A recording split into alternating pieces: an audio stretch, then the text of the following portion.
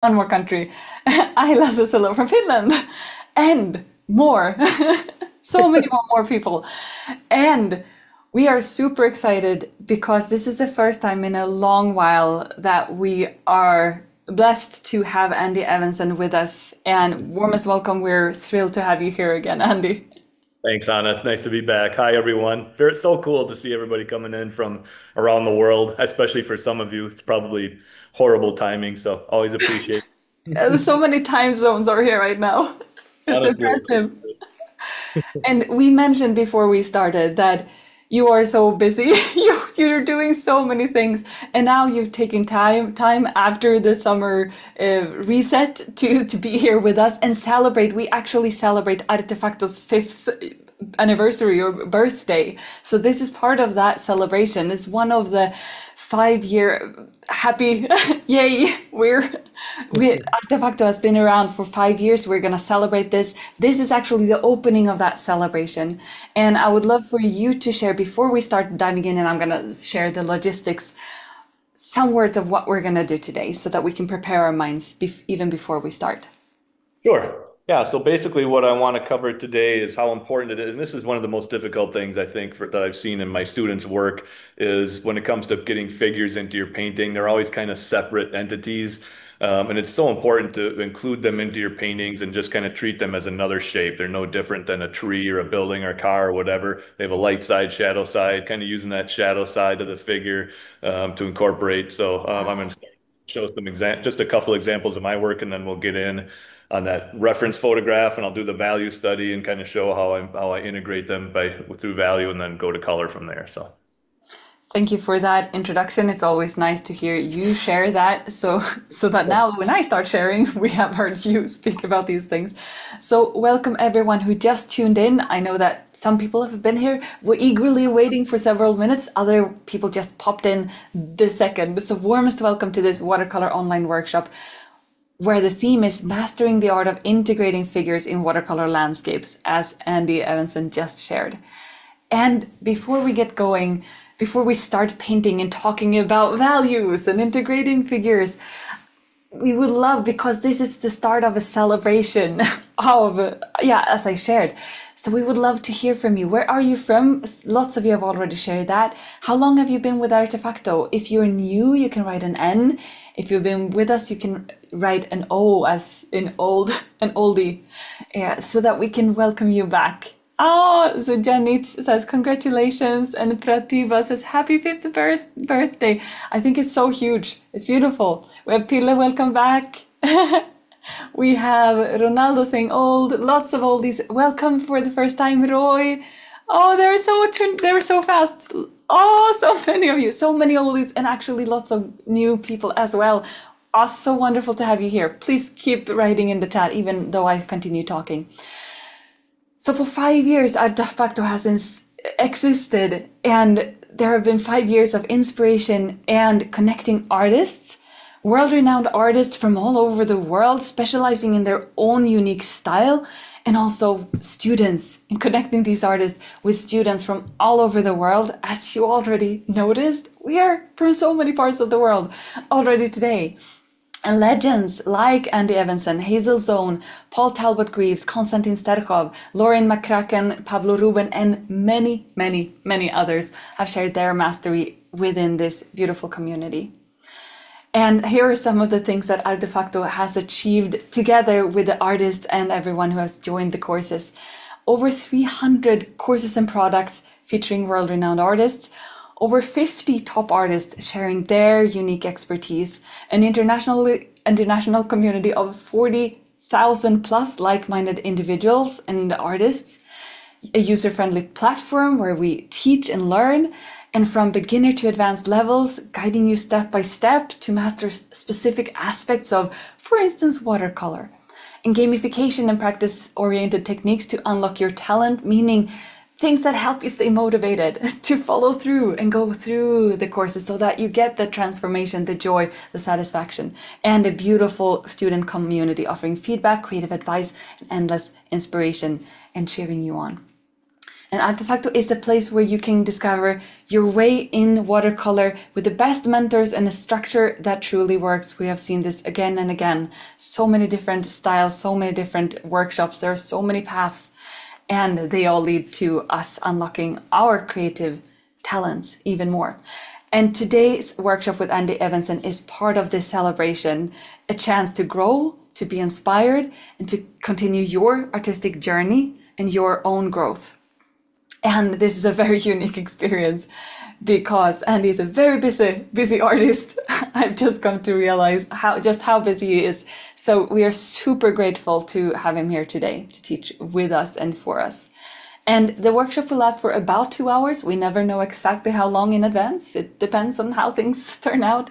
There are moderators in the chat there to help you, and you can also support each other. If you know the answer to a question and you feel like you're in a helpful mood, you can also support each other. And we will answer certain questions along the way, and we also have a Q&A part at the very end where we answer the questions that have not been answered throughout the workshop. If this is your first time with us, be aware, it's very tricky to keep up with an artist as they're painting, so don't feel the pressure to complete beautiful paintings. You're more than welcome to try, and you can also try that afterwards as well. You have, for 48 hours, really access to the replay. So here is what we're gonna do. We have an overview of the role of figures in landscape. We're gonna do a tonal value study, understanding light and shadow relationship when it comes to figures in landscape. Painting figures in watercolor landscapes together with Andy. He will show us his technique, his approach.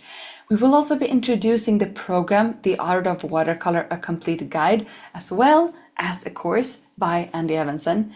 And there are bonuses for live participants. So if you are here live while we're having this conversation, there is an additional discount on Andy's best-selling course material.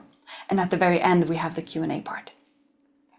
So we will also share how you can join new live Zoom sessions with Andy if you want to continue learning with Andy and just have that insight from a world-renowned master. This is not something we can do at any point in time because of Andy's schedule.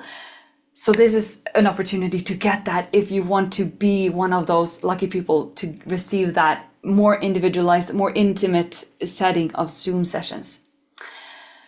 So if you're here, you might already know who Andy is, but let me quickly introduce him if you happen to be new. So Andy began painting watercolors in the mid-1990s as a change of pace from his career as a medical illustrator, going from more detailed works to more and more finding his loose style that he has today. And he has become a signature member of the prestigious Plein Air Painters of America and served as their president. He became the signature member of Transparent Watercolor Society of America, an artist member Salma Gundi Club, and his paintings have won numerous awards, including the Bronze and High Winds medals. And he's currently touring the world, teaching and sharing his art with the world. And he has been with us almost from the beginning. So he's one of Artefacto's first teachers and has now had over 3,000 students take his courses, programs, lessons, workshops, etc. So, and there are so many transformations that I've seen from this.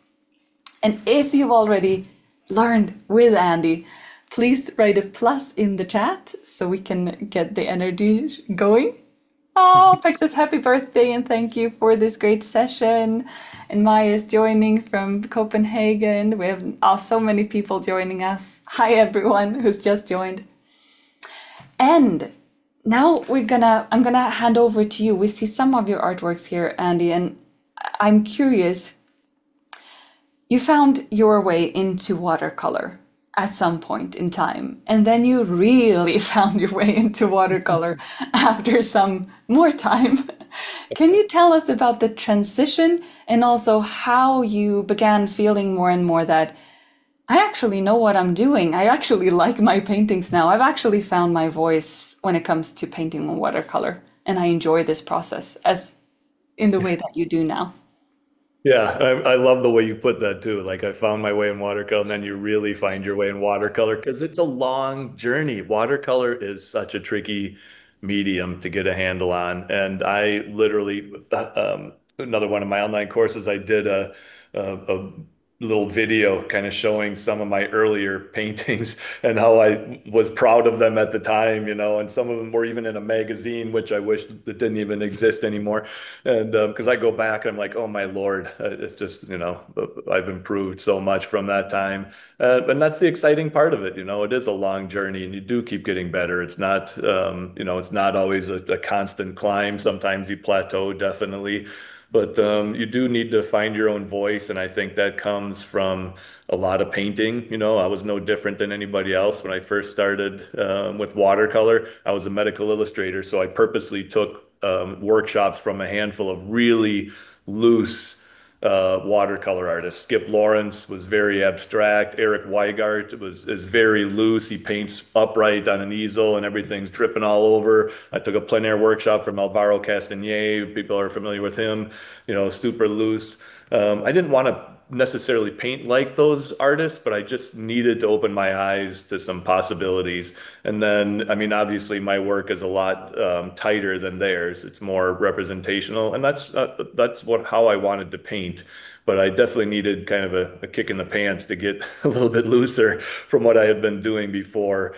But primarily, I looked to a lot of the British watercolor artists like Trevor Chamberlain and Ed Seago, David Curtis, and names like that, because they still painted representationally, but yet it was nice and simple and fresh and loose, and that's how I wanted to paint.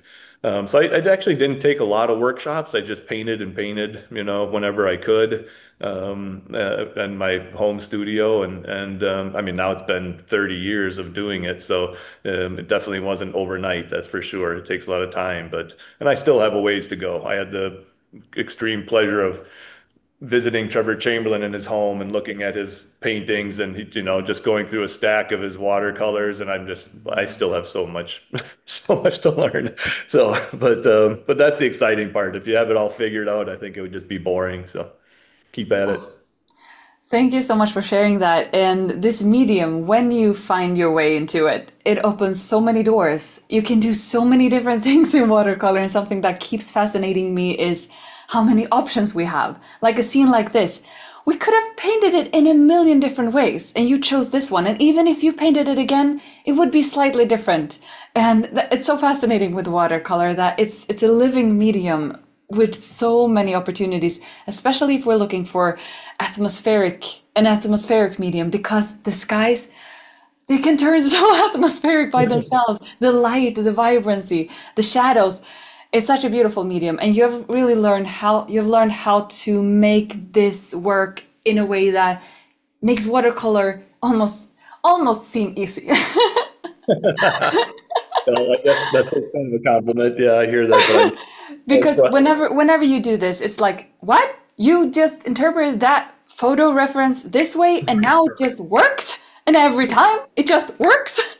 I know. It's like you kind of crack the code. But before cracking those codes, so to speak, were there moments of doubt when watercolor felt too difficult, too unpredictable? And in those moments, what helped you continue through that? Yeah, definitely. And I think we all want to have some level of control over our paintings, and but that's what I mean. It's kind of the tricky part of watercolor, right? Because you have this vision in your mind of how you want your painting to turn out. But one of the most beautiful aspects about watercolor painting is it's very unpredictable. And oftentimes, those passages where things happen that you didn't predict or anticipate are some of the best parts of your painting. And it freaks you out a little bit. It's unnerving when all of a sudden something's happening unexpectedly. But I always tell my students, just let it be. You can, if you don't like it later, maybe you can come fix it, but don't come in there with a paper towel and try and blot it out and fix it now. I mean, just it's fine, even though it doesn't meet what you were expecting. expecting. So you do have to learn to accept that a little bit, and it took me a lot of time to get to that point. And again, it's just through painting. All of a sudden, you start to realize, as I looked at so many of my paintings, I'm like, I don't think I could do that again because it just happened, you know. And sometimes those are my favorite ones. And as I watch your art, I'm always amazed at how you just gently decide certain parts and you skip the rest. Like you're not painting every single texture on these stones. You're choosing specific aspects. The same thing with this street scene. You're choosing specific aspects, and that's enough to make it magical. So, looking back, going from a medical illustrator, or even going from not being used to watercolor to starting painting with watercolor, what advice would you give yourself at the beginning of that your journey, or to any artist searching for their own voice, feeling that, hey, I'm not just copying the reference photo, hey, I'm not just copying another artist, I am actually painting this. Yeah, well, I mean, number one, always paint from your own reference photographs. It's really important that you are painting someplace that you know and are familiar with and where you've been. It's really difficult to do a nice painting with emotion and feeling if you're just doing it off of stock Google photo images that you've downloaded that aren't yours. So everything I've painted, I've actually stood in that spot and smelled the site, smelled the air and saw the sights and heard the noises and everything. And that's so important because it does. It's what you're painting your kind of visceral reaction to being in a place. And hopefully that comes through in the painting. So that's one of the main things. Another thing I would say when it comes to choosing scenes to paint, and unfortunately, I mean, that's not a great example on the screen, but choosing something a little bit simpler early on, you know, as you get better at painting, then you can do, you know, more complicated, involved subjects. But, you know, starting off, I was always trying to paint really, you know, complicated scenes and it's fine to challenge yourself, but that's also a very tricky thing to do until your skill level has gotten to a point where you can accomplish that. Because and I think that's part of the thing that people get disappointed in. They get frustrated and they give up because they're just choosing things that are too difficult to paint. You know, to choose things that are a little simpler, almost treat them as smaller lessons once in a while, and even don't even just try and do full-blown paintings all the time. Just do little color studies and practice little figures by themselves on the backs of old paintings or whatever. Just play around with your brush, and that's going to help you, you know, learn a lot as well. Thank you so much for that. And we have several comments in the chat. One of them was, I would like to see some of Andy's early works. We haven't prepared that, but we'll have to trust your word that there was progress made. They don't exist. They don't exist anymore. They were they were transformed into beautiful paintings. Yeah.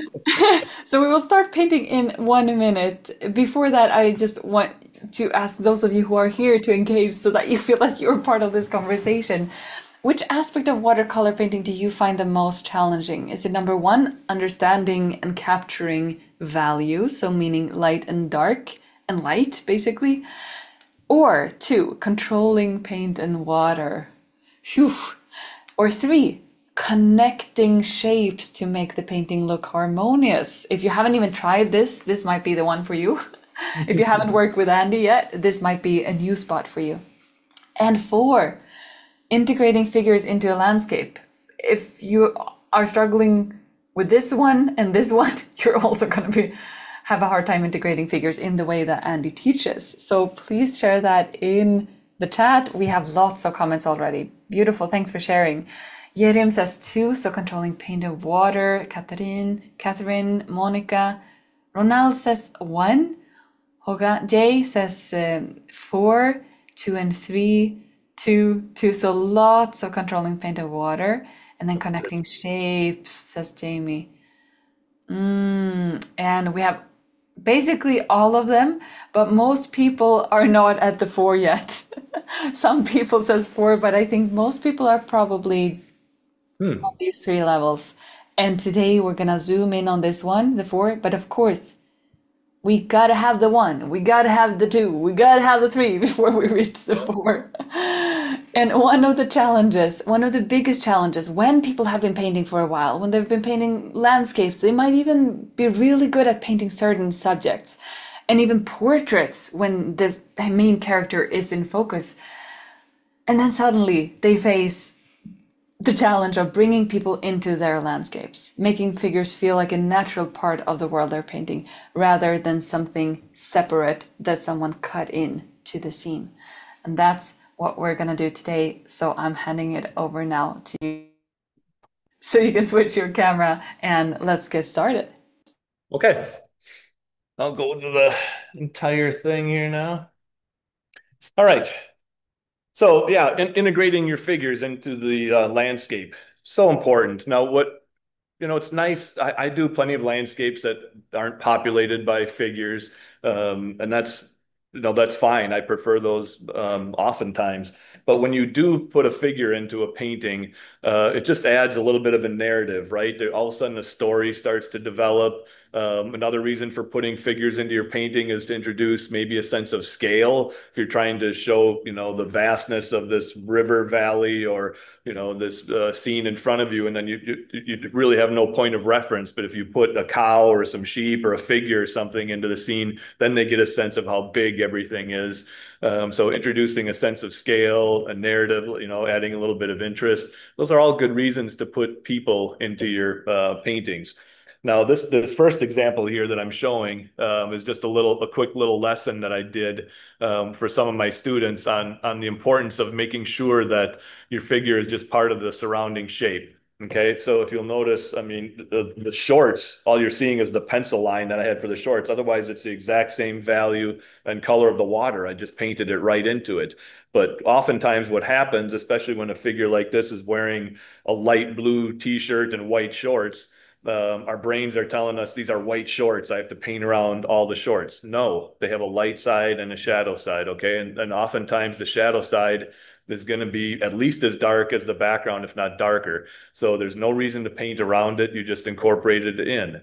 And that might not seem like a big thing, but it is. Okay. It's just really obvious when you leave your figures with a white shape around them entirely. Now, in this instance, even it's standing on some wet sand as the on the beach there. So you're getting some of that flesh tone from his legs and stuff bleeding down into it. That's just kind of a natural area. But I even dropped in, some of the skin tone on this side. Obviously, his arms, they look a little gorilla-ish, big fuzzy forearms or whatever. But that little bit of blurriness or something by putting things wet into wet, it kind of helps the feeling of motion and movement, right? He's not just static. He's not a mannequin posed out there with a fishing rod in his hand. He's in the middle of casting the rod. So if some of that is a little bit blurry on your figures or undefined, that helps as well. Okay, introduce some of that motion into the scene. Here's just an example with a value study here now, showing these figures and how, I mean, oftentimes what we're wearing is darker than the background. I'm wearing a black shirt, okay, in front of a light background. There's no reason to paint a background around me and stop where my shirt is. Watercolor is a transparent medium. If what I'm wearing is darker than the background, you just paint right through that and then put the dark shirt on top later. These figures were defined much later in the process. Initially, they were mostly middle value with the trees around them. Of course, I painted around some light hitting them on the back, but then they were really defined when I painted these dark trees around their heads. Okay, so that process of carving out your figures later on is just something that takes that little bit of extra understanding and forethought when you're looking at your painting, when they're going to start to appear. But all these figures, their shadow sides are incorporated into their surroundings. The little dogs in the foreground are a good example if they were entirely in that shadow space. Okay, and this is a little light, pug dog and a lab, but they were all entirely in shadow, so they were connected with there, and then they're defined later with those little dark shapes. And again, trying to find a way to incorporate your figures into the scene initially on the value study.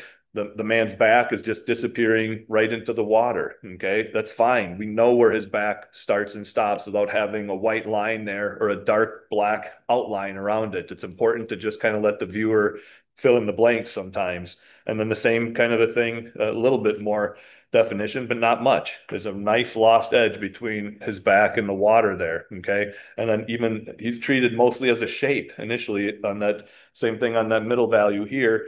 His shirt went right into his turquoisey swim trunks and then right into the brown of his leg, the shadow on his legs. Okay. This little girl was mostly treated as one shape. Her pink shirt goes right into that violet inner tube around her waist and it goes right into her legs underneath it. So just one nice connected shape. And then this one, another complicated scene from India that I had done. Okay. A lot of people in this, right, to try and figure out. And some of them are lighter shapes that are going to be carved out later on with darker shapes around them. Some of them are darker shapes in front of the light area. So it's not always, one or the other. And working that through in terms of value initially is so important. Okay. Finding a way to connect some of these figures in the shadow area into the background and also use that background to define a couple of lighter figures that are in the sunlight. Practicing painting around this light figure by putting middle value around him and then just knowing that this main figure sweeping the street there is dark, almost entirely middle value and dark on top of that light background. So I didn't even have to worry about her until the later stages of the painting. Okay. So thinking about it in terms of value first is very important because that's where the disconnect oftentimes comes in. Like I was saying, with a white shirt, or oftentimes like skin tone too. Okay, you look at it. Now this was a Caucasian lady, older lady with white hair and pink skin or whatever, and you look at it and it's just like all of it is light. But in this intense sunlight with her head down, her head was quite a bit darker. Okay, it was almost a burnt sienna color. So that is connected into my middle value shape initially, going right into it and connecting her shorts right into the cast shadow onto the bench, connecting the shadow of her shorts right into her leg, letting that connect down into the shadow underneath it. Okay. So all of those little things are important in the long run so that your figures aren't cut out and pasted on. And again, it's all through planning through values first. This group of figures, much like the earlier one I showed you, is almost entirely darker figures in front of a lighter background, or at least middle value. Okay, so when I'm painting this boat, all I did initially was paint around that figure's face, just a little bit that I saw in there. Everything else on them was put on top later so that they look like they're in that shadow area. All right. So again, figures are just another shape in the painting. And it's so important to make them lively and incorporated and suggesting a little bit too. You don't have to spell them out too much. Figures automatically attract a lot of attention in the viewer's mind. So it's important to almost keep them a little more vague than other shapes in that regard so that they don't become overworked and too obvious. A lot of watercolor artists, myself included, I learned that I don't put facial features on them unless they're very prominent. Okay. But in the background, it's just their heads and things. Don't try and start putting eyes and ears and stuff on them. That's too much. Okay. They're just little incidental shapes. And like I said, they already attract a lot of attention in the viewer's mind. So as soon as you start doing those kinds of things, it's just, nothing else matters in the painting, basically.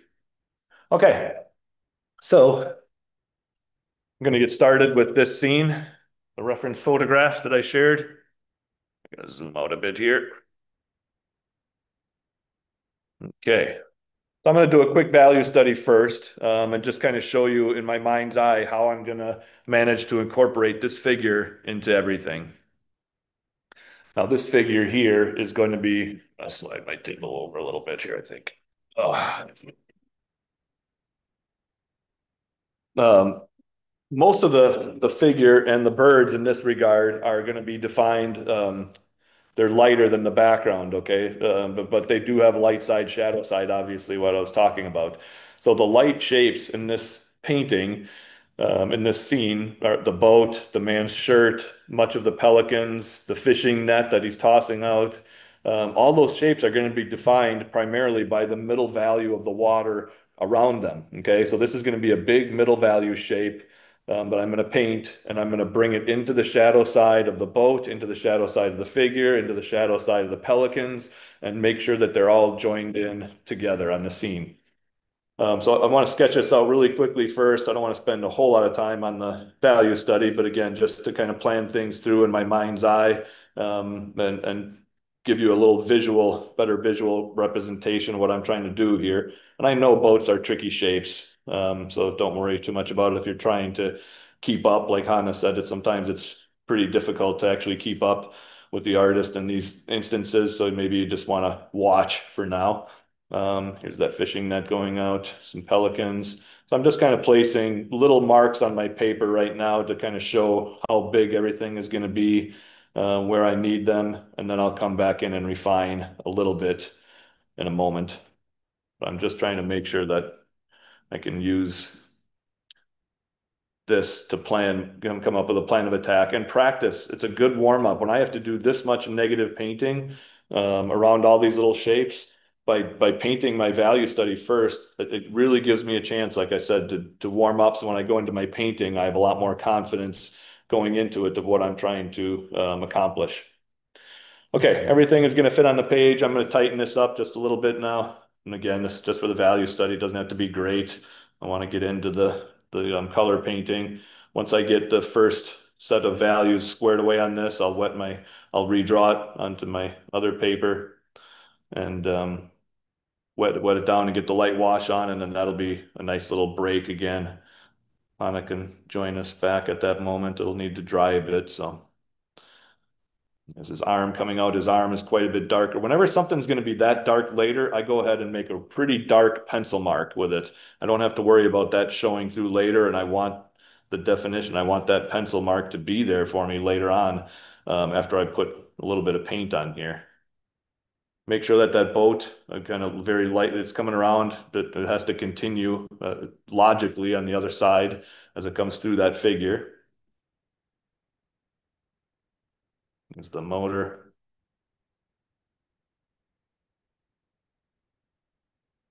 Bottom of the boat. His legs are kind of obscured by that.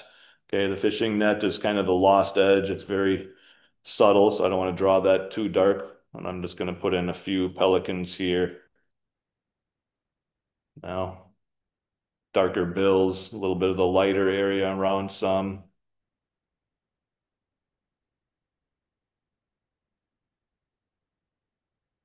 This one up here is kind of on his own.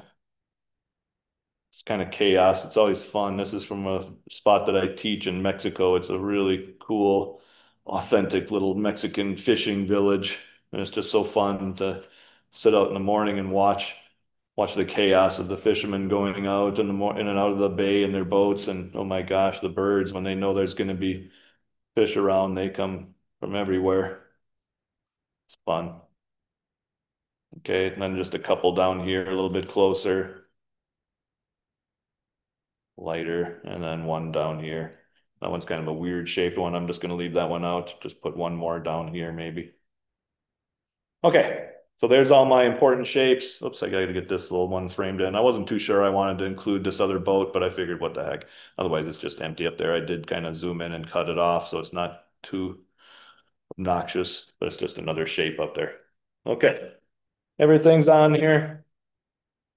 So like I said, this is going to be a big middle value shape of the water, trying to cut in and around all the small shapes of the figure and the pelicans. So I'm going to need a nice big puddle of middle value Payne's gray. So I'm just working on a small 9x12 pad for my value study. I always do. This was that Kilimanjaro paper that was available from Cheap Joe's, but Cheap Joe's is no more. So I don't think these are going to be available. But I know Arsh also has 9x12 pads. So I just use these smaller pads. It's still good watercolor paper, but I use those for my value studies. Okay, I'm going to mix one big puddle of middle value Payne's gray. And when I'm mixing this here, I just get a little bit of paint and add some water to it, a little bit of paint, add some water. I want to make it nice big puddle. I've got a lot to cover. I don't want to get halfway down that water and run out of paint, and have to stop and mix more. It's important that when I start painting, I can just keep reloading my brush, right? Okay, so I'm gonna get this thing nice big puddle to work with. I need enough for all of that water and carving into the shadow shapes of the pelicans and the figure and the boat. So it's going to fill half of my palette for now. And it's not that much paint. Under in reality, it's maybe 1/5 paint and 4/5 water. So even if I don't use it all, it's not like I'm wasting that much paint. But I want to make it nice and fluid so I can just keep going and reload my brush. Okay, so that should be plenty now. Back to the all scene. All righty. So Um, I need to, when I'm thinking ahead here, I'm going to start up here at the top of the water. I'm going to go right into the shadow side of the boat. The cast shadow of the boat is going to be later. Don't even worry about that. I'm just going from the water into the shadow side of the boat. Keep working my way down. I might try and leave a couple little lighter waves. But overall, I'm going to try and just kind of softly paint around the fishing net and define that. And then when it comes to the pelicans, I'm just going to leave some little light shapes on their heads and bodies, but painting through all those dark bills and necks and shadow sides are just going to be all part of it.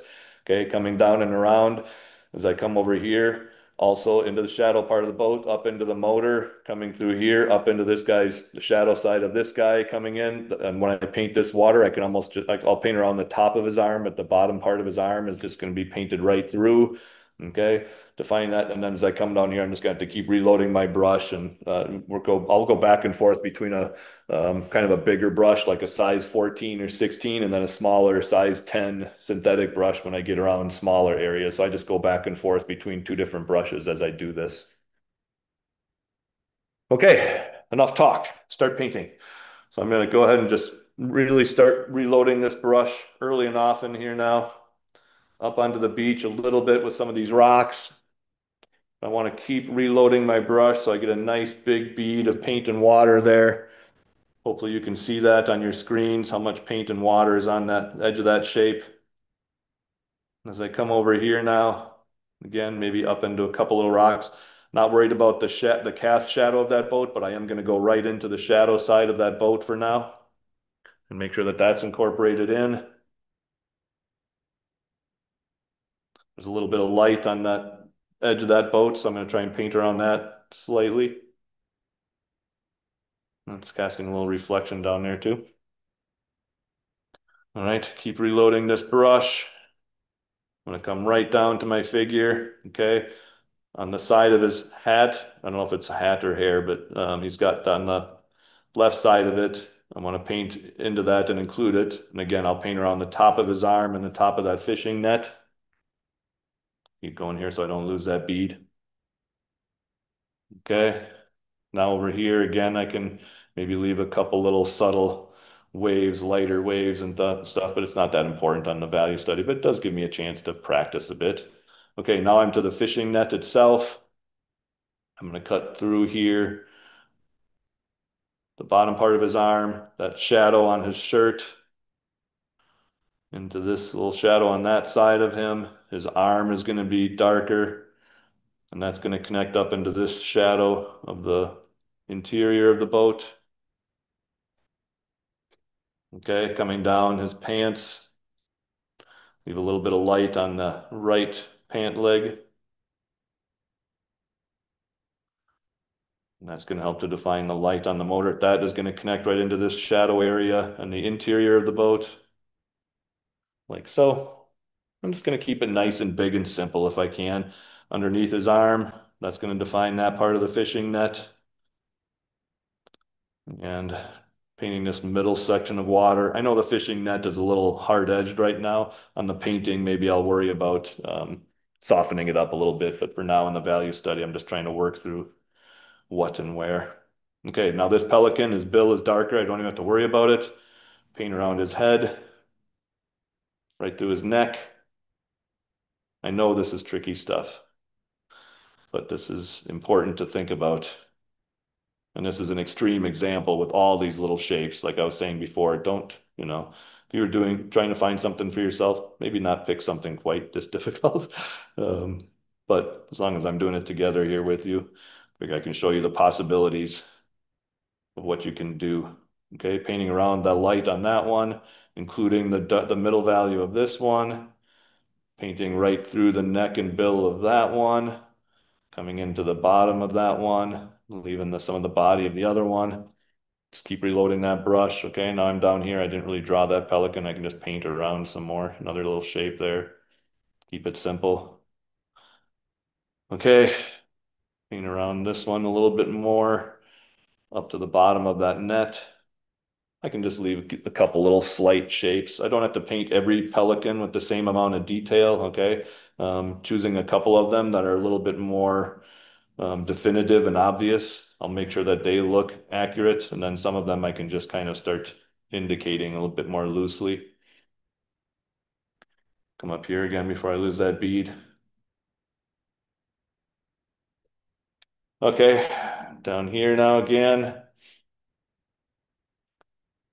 You can see everywhere I leave off, I'm kind of leaving a nice bit of paint and water there, so that I have a good leading edge to keep connecting my shapes. So it's important that I reload my brush early and often to maintain some of that stuff. Okay, I've got a little light reflection of the figure here, it looks like. Now this is going to go right up into the back end of the boat, shadow end of that. That's going to come through into the motor, up into the shadow side of that motor, and a couple little shadow things in the interior of the boat, like so, into the shadow side of that cooler. Coming down, another little shadow, the handle on the motor, and that can connect down to the back end here. Keep reloading my brush. Again, the shadow of this boat will be created with my darks, so I'm not worried about that just yet. I can do a little, looks like there's a little light on the blade of that motor, so maybe I can leave a little bit of that of a reflection down below here. So a lot of that small putsy stuff up above is taken care of now, and I still have that nice big bead to just kind of come down and start finishing the water, like so. Another pelican here. So important to reload your brush often enough to keep that big bead.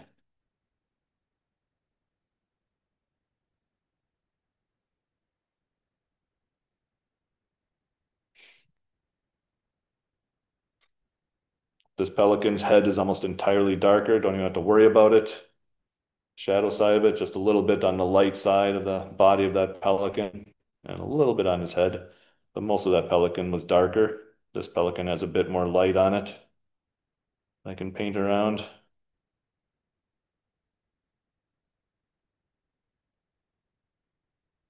One more down here that I have to worry about. One final pelican, just to kind of help balance things out. Have one a little bit lower in the scene. Shadow side of that pelican is also part in right in with the water. Kind of a little bit of the light part of it reflecting in. All right. Don't forget to breathe when you're doing these.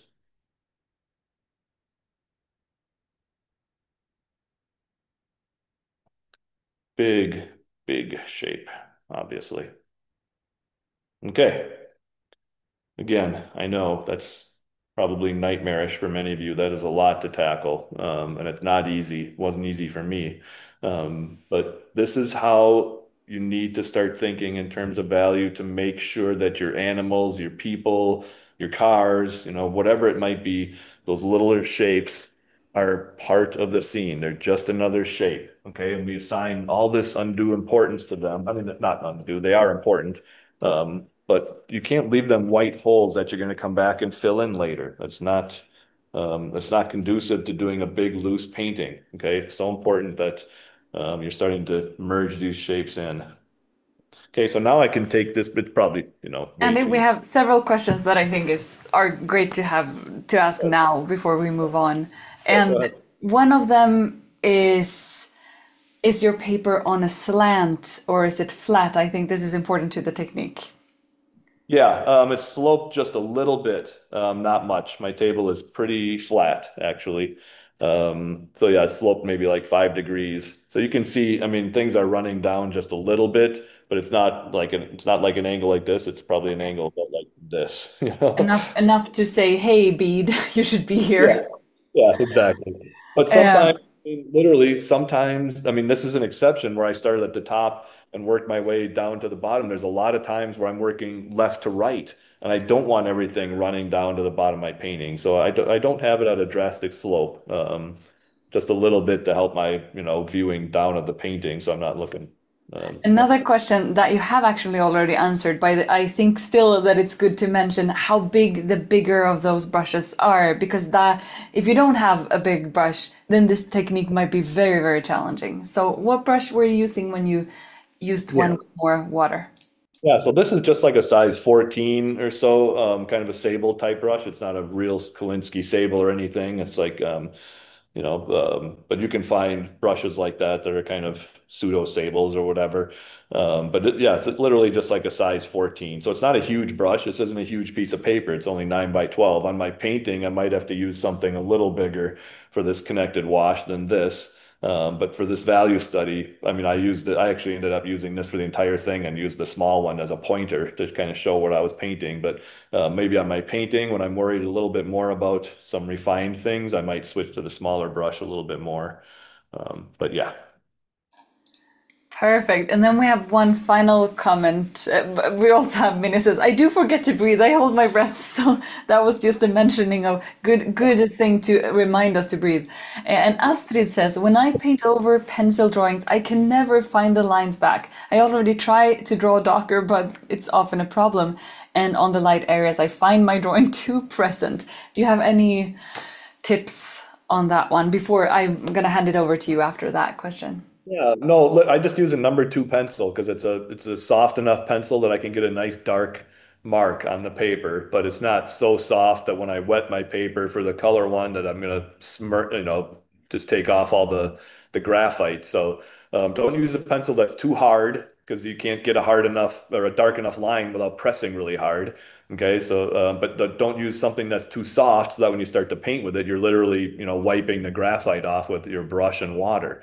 So I think a number two pencil is kind of a good standard lead that allows you to go dark enough. And when I know, like I said, when I know something is going to be quite a bit darker later, at the bottom of that boat, his arm, I go in and draw a pretty dark pencil line with that so I can still see it through my middle value shape, the shape of the motor there.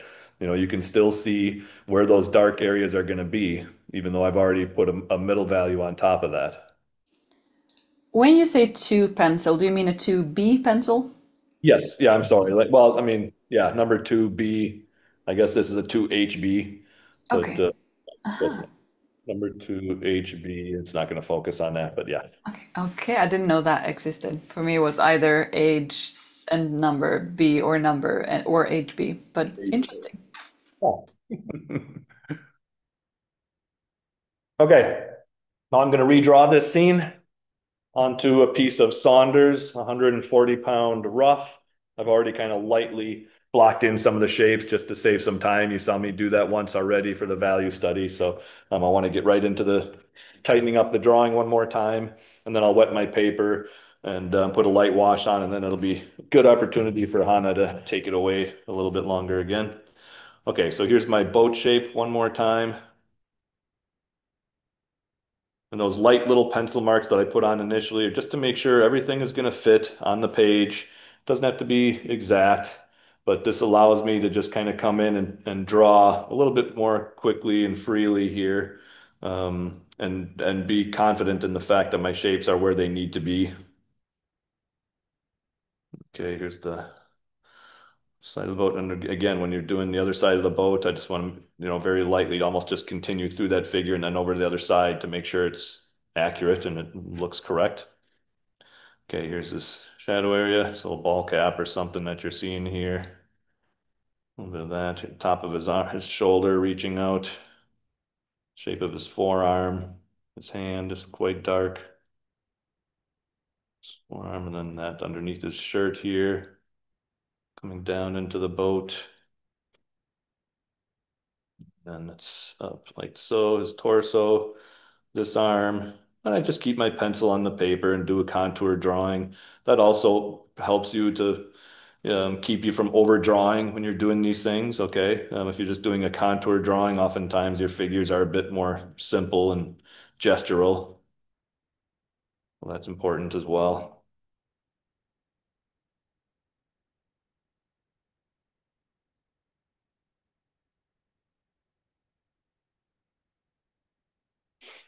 Back of the motor one more time.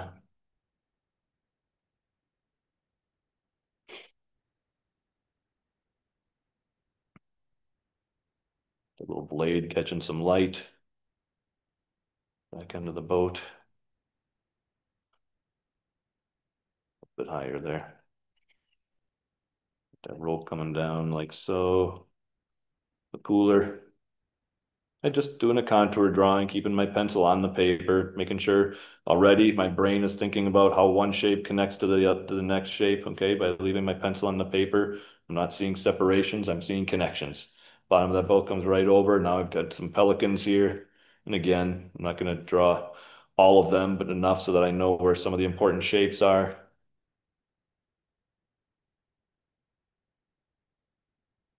Head of this one, a bit lighter. Couple of them are enough to show that what kind of bird it is. And then I can have some of them just be quick little shapes in the water, hopefully. A bit darker on that one.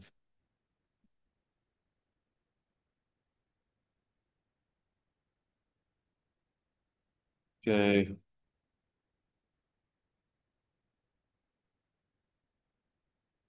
It's kind of important to find that happy medium again of just enough information.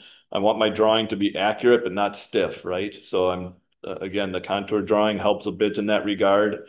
Um, but when I paint this, it might even be painted more loosely. Sometimes I draw a little bit more than I actually paint, but I'm still trying to keep my drawing nice and loose and fresh and simple.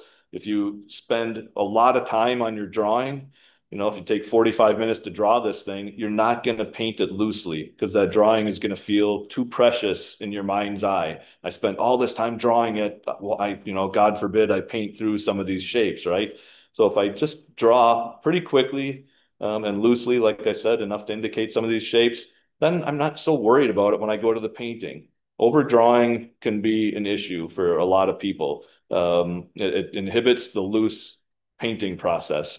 You want enough accuracy in here. Again, I don't want to be sloppy. I want to know where my shapes are, but don't spend an inordinate amount of time on this. You're not doing yourself any favors when it comes to the painting process, really. Down there. Okay, so I have all those little guys very loosely. I want a bit of a shape for the net, but I kind of know where it is, and it's not that important of a shape. However it ends up being, that's how it is. But I want to make sure it's furling out into the water there a little bit. Okay, then up above here, my shoreline, a couple little rocks up above here and there into this boat.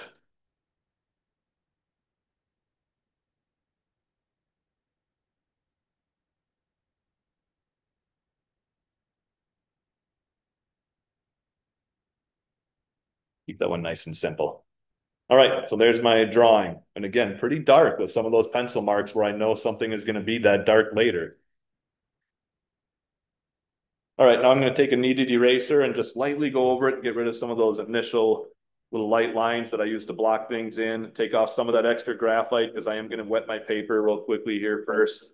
I don't want that to be smudged all over the place. I wet it with a sponge. Okay, here we go.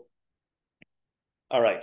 So I'm going to flip my paper over now and wet the back and then flip it over. And when I wet the front, I'm going to avoid the boat and some of the white areas of the pelicans, which is going to be pretty tricky when I'm first doing this. But I know I'm going to be going over all that water with the middle value, so it's not that big a deal. But basically, my first light wash is just going to be either leaving white areas of paper where I want it on the pelicans or tinting, getting this light green of the fishing net and getting some of the light blue on the boat and getting the color of this guy's shirt and getting the light color of the beach up here. Okay. So my first wash is just going to be getting rid of some of those white areas of paper on the value study. That's all. Okay, I'm going to zoom out a little bit more here so you can see everything a little bit better, both the value study and the reference photograph.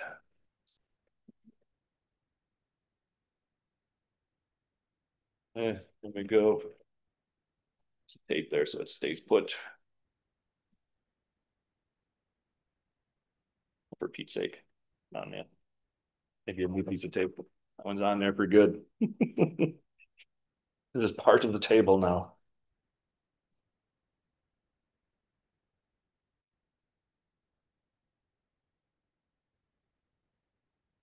Okay, now that won't be sliding around quite so much. Alrighty, wet the back of my paper first. I don't tape my paper down. If I'm working on a block, obviously I can't do this, but if I'm just working on a loose piece of paper, it helps to keep my paper damp a little bit longer, so I have a little bit more time to get that light wash on and not get hard edges. And it's also going to keep my paper flat. If I just wet one side of the paper, a lot of times it curls up quite a bit. So this will help to keep it a bit flatter down on the surface here. I'll flip it over. When I wet the front, like I said, there's a lot of areas I'm going to have to try and avoid a bit for the pelicans in particular. I don't need to leave too many whites up here on the beach, so I'm going to wet most of that area, maybe a little bit on that boat, but it's even got some pale gray on it. I don't really want white paper way up there at the top of my painting. It'll attract too much attention. He's got a little bit of a light color on his shirt, so I'm not going to worry about that. There's a little light blue on the front of that boat, so I'm not going to worry about that. But now when I come a little bit closer to the pelicans here, I'm going to be a little bit more careful in wetting it. A few spots. I do want a nice light tone on the fishing net.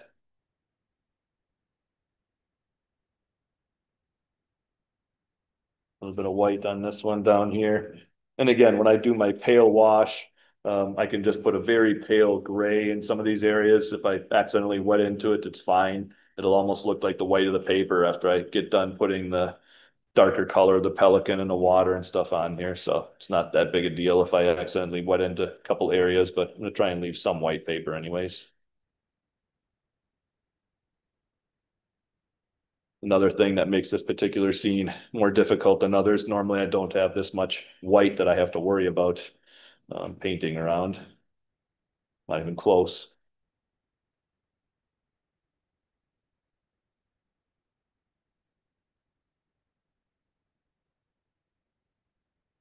So if you hate me for choosing this scene, I understand. But I would just, again, it's all about showing you the possibilities of what you can do and how you have to think about things. That's all. Don't worry about if you can't actually do it. It's fine. Okay, I'm going to take a bit of that water off here and go right through that guy's bill. I'm just going to get close to them is all. Bit more water up here. Not worried about that guy's shirt. The motor is fine. Cooler. Water over here. Okay.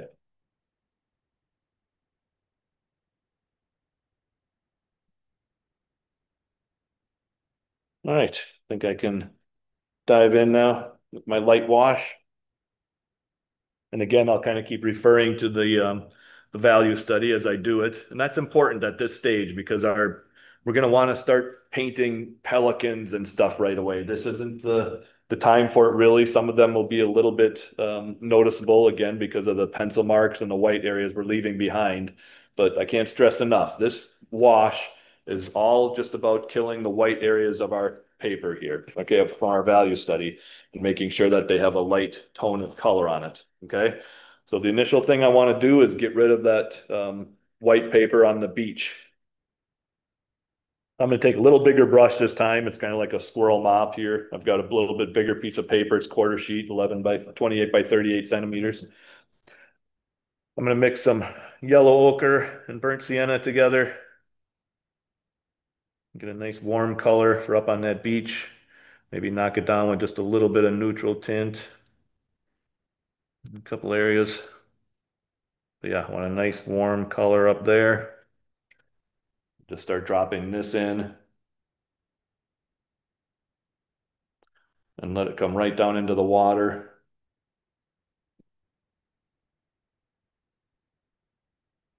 gonna put a little bit of lavender and rose into it also here to maybe not have it quite so yellow. There we go. It can come into that boat a little bit here, and on the other side up above, paint around the light area of that boat. Okay, and like I said, it can already start coming into the water as well. There's a lot of warmth in that water, even though we're going to be painting over it later. All right, so most of that little area up on top is filled in with some color now. I can get a very pale, kind of violety blue. I'm gonna use some cobalt blue, bit of lavender, cerulean blue, whatever. Throw it on here and just put a little bit of color in that boat too. I didn't necessarily want that to be all white. Okay, so that can be tinted down just a little bit in some areas. So some of that area is filled in now with some color. And I can use that same color almost and come down into this guy's shirt. I know it looks almost white on here, but I've got enough white on the scene. I don't need more. I'm gonna tint that down maybe just a little bit more of a violety color. We've got blue on the boat and everything, so if I can change that color just a little bit on him, that'd be nice maybe. Okay, so I've got some light on his shirt. And I know that looks a bit dark right now, especially up in his shoulder. But when it dries lighter and we put our middle value tone on there, it'll look light. So don't worry about that. Okay, so that's filled in. That's filled in. But a little bit of his shirt is filled in. A lot of that boat is going to be a lighter color, but I'm going to go ahead and put a bit of blue already on that little interior strip, especially over here in the lighter area. Might be a little bit dark. Want it to be that dark as a shadow just yet. Okay, and I can come right over into this area, bit of blue down there too. Okay, I've got that covered. I'm going to leave this area of the boat white, I guess. There's a little bit of some warm color on the interior above this little cooler, and inside there I can paint right through his arm for now. That'll be connected later. That can come right around and start to define that cooler a little bit. Maybe into his pants a little too. Looks like his pants have more of a brownish color on them. And right down into there. Keep it nice and loose, okay? I don't want it overly defined just yet. Back to some lighter kind of blue violet for in the top of that cooler is going to be almost white paper, but down here maybe a bit more of a shadow cast into there. Okay. And water can come around. Just keep blurring that in. Okay, I want to get that fishing net in here. I'm going to mix some turquoise, maybe just a little bit of raw sienna or yellow ochre into it. Get a nice turquoisey blue green for that.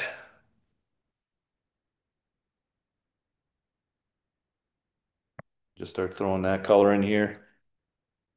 Maybe a little bit too strong. Lighten it up a little bit. Under his arm, into the boat. I'm just going to let it fuzz out into the water. Again, the water is going to be a darker green later anyways. It doesn't matter.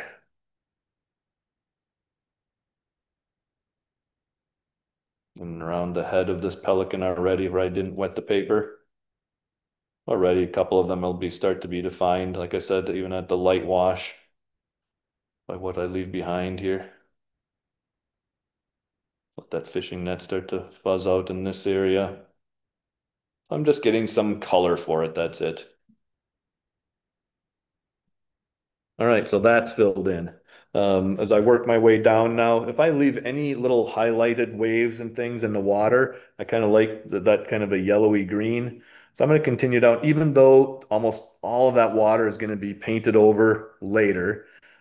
I don't want white paper showing through everywhere if I leave some little gaps for lighter waves, right? So I'm just going to go ahead and continue with this water down here now. Again, I know I'm going to be painting through all of this later. But this is just so that if I leave a couple little waves later on in the process, I don't want white waves and white pelicans and white boats. That's too much, right? So if I leave some little light highlights in the water, I want to tint it down so that they're a little bit of an off yellowy green or something. So it's a bit of a different color. That's all. Same thing over here.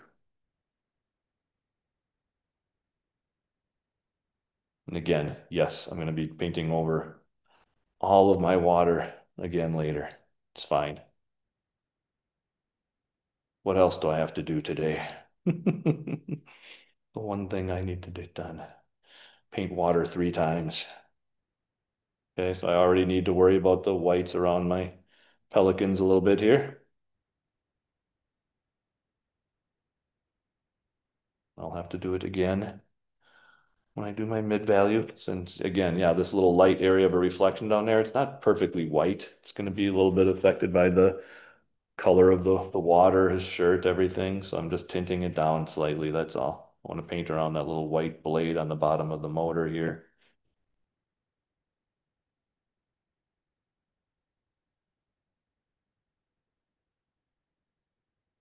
I can start to get a little pale blue on the motor itself for the highlights, that cobalt blue up here. So again, it's not all white when I leave a gap. There might be a little bit of light pale blue around there when I leave a shape behind. I want to make sure that's there. Just putting light color on there. There's that yellow rope hanging over the edge. Can even put a bit of that in here right now. Gonna be yellow orange color. If I leave that behind later, paint around it. I don't have white paper. I've got that yellow rope coming into the boat. All that stuff. Okay, bigger brush again and just kind of finish off that water coming down now. Whoops, got some brown on there.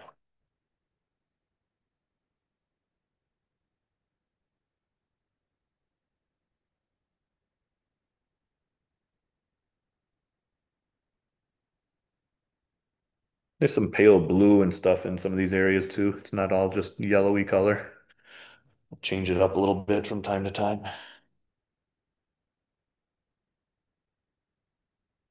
Even on the pelicans themselves, they kind of had this color. It's kind of a purpley gray, neutral tint and lavender or something on some of the light areas. It's not, their highlights aren't all white. I'm going to mix some lavender and neutral tint and just get a little bit of a highlight color on the bodies of these pelicans a little bit.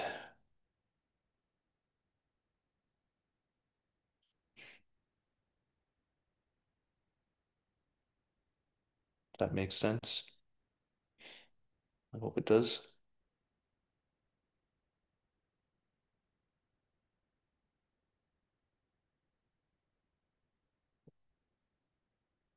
Just some fun light colors.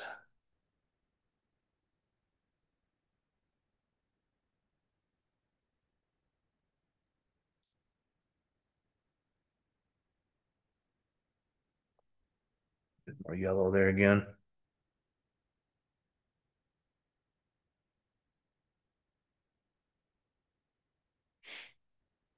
So I know it seems foolish to do all of this just for a couple of waves, but it is important. It's understanding that process of watercolor, light to dark, carving it out. Every wash that you put down, because of the transparency of watercolor, everything you put down affects subsequent washes. So you need to think ahead about when I leave a little gap here, half an hour from now, what color is going to be there? That's all I'm doing right now, is thinking ahead in the painting process. When I paint my water and I leave some little gaps behind, what color is going to be there? I want some lighter waves. That's it.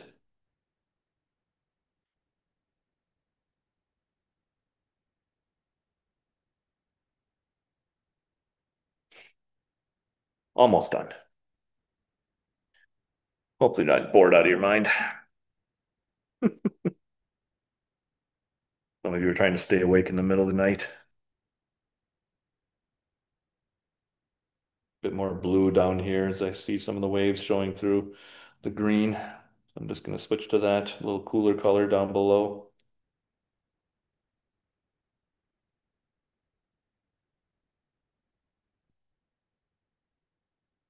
Change it up a bit.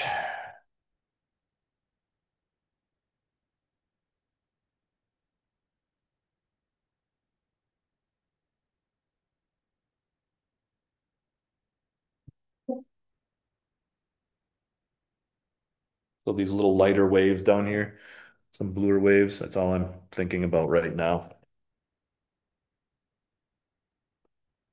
Some of the small little sparkles or whatever, I can always come back in with gouache or something later on and fill all that in, but all right. That's pretty much the entire light wash. The only thing I'm going to do after this is maybe come in and put a little bit of skin tone on the top of that guy's arm, a bit of burnt sienna. And I know my water might still be a little bit wet, so you might get a little bit of that fuzzing, a lot like the fisherman thing I showed you right at the beginning. But that's okay. Again, he's moving a bit. So if this brown burnt sienna fuzzes a bit into the water, I'm fine with that.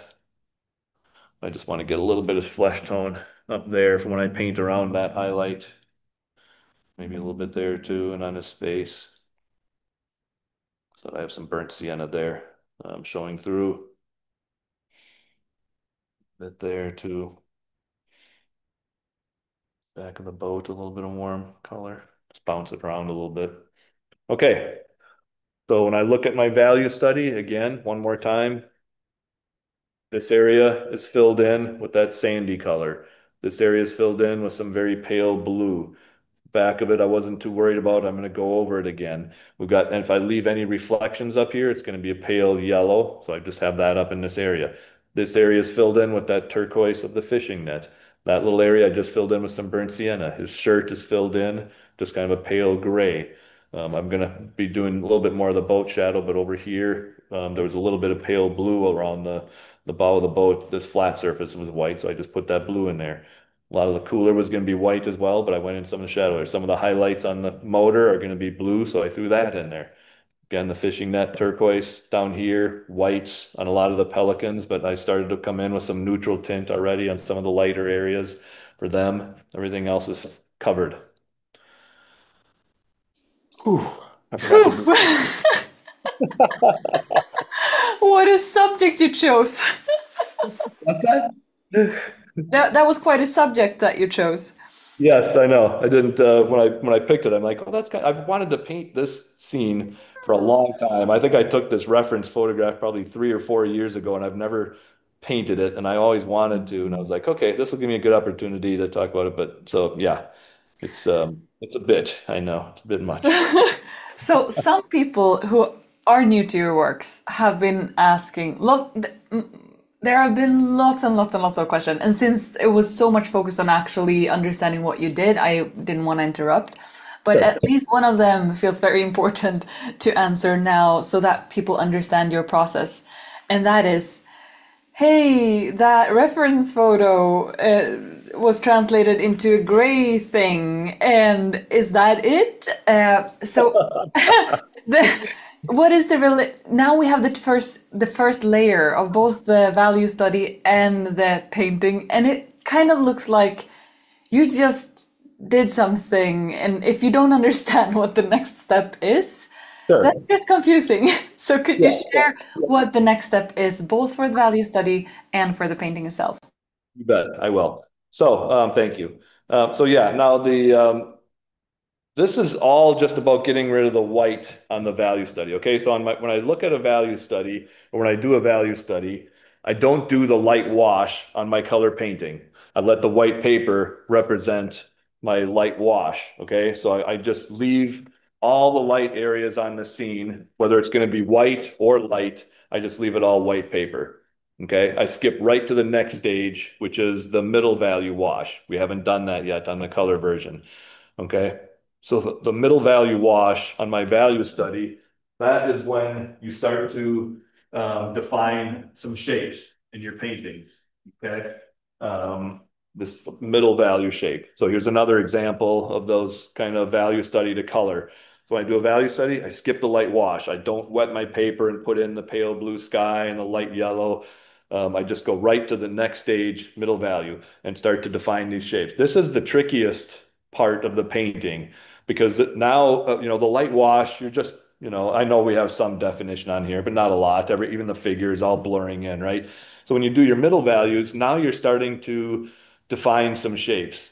And your brain goes into this mode where everything is painted separately. You have all these little individual shapes with white lines around them, hard edges, all this stuff happening. You still need to find a way to connect a lot of these shapes together and lose edges. That's where the real beautiful part of watercolor takes hold. You know, this area right here in the background where I'm letting that hillside be a combination of violet gray into green, and it just starts to blend right into my buildings. That's a complete lost edge.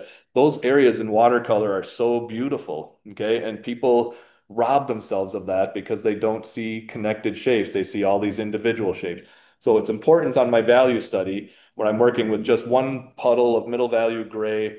I just squint down and try and separate the lights out and connect everything else into that big middle value shape.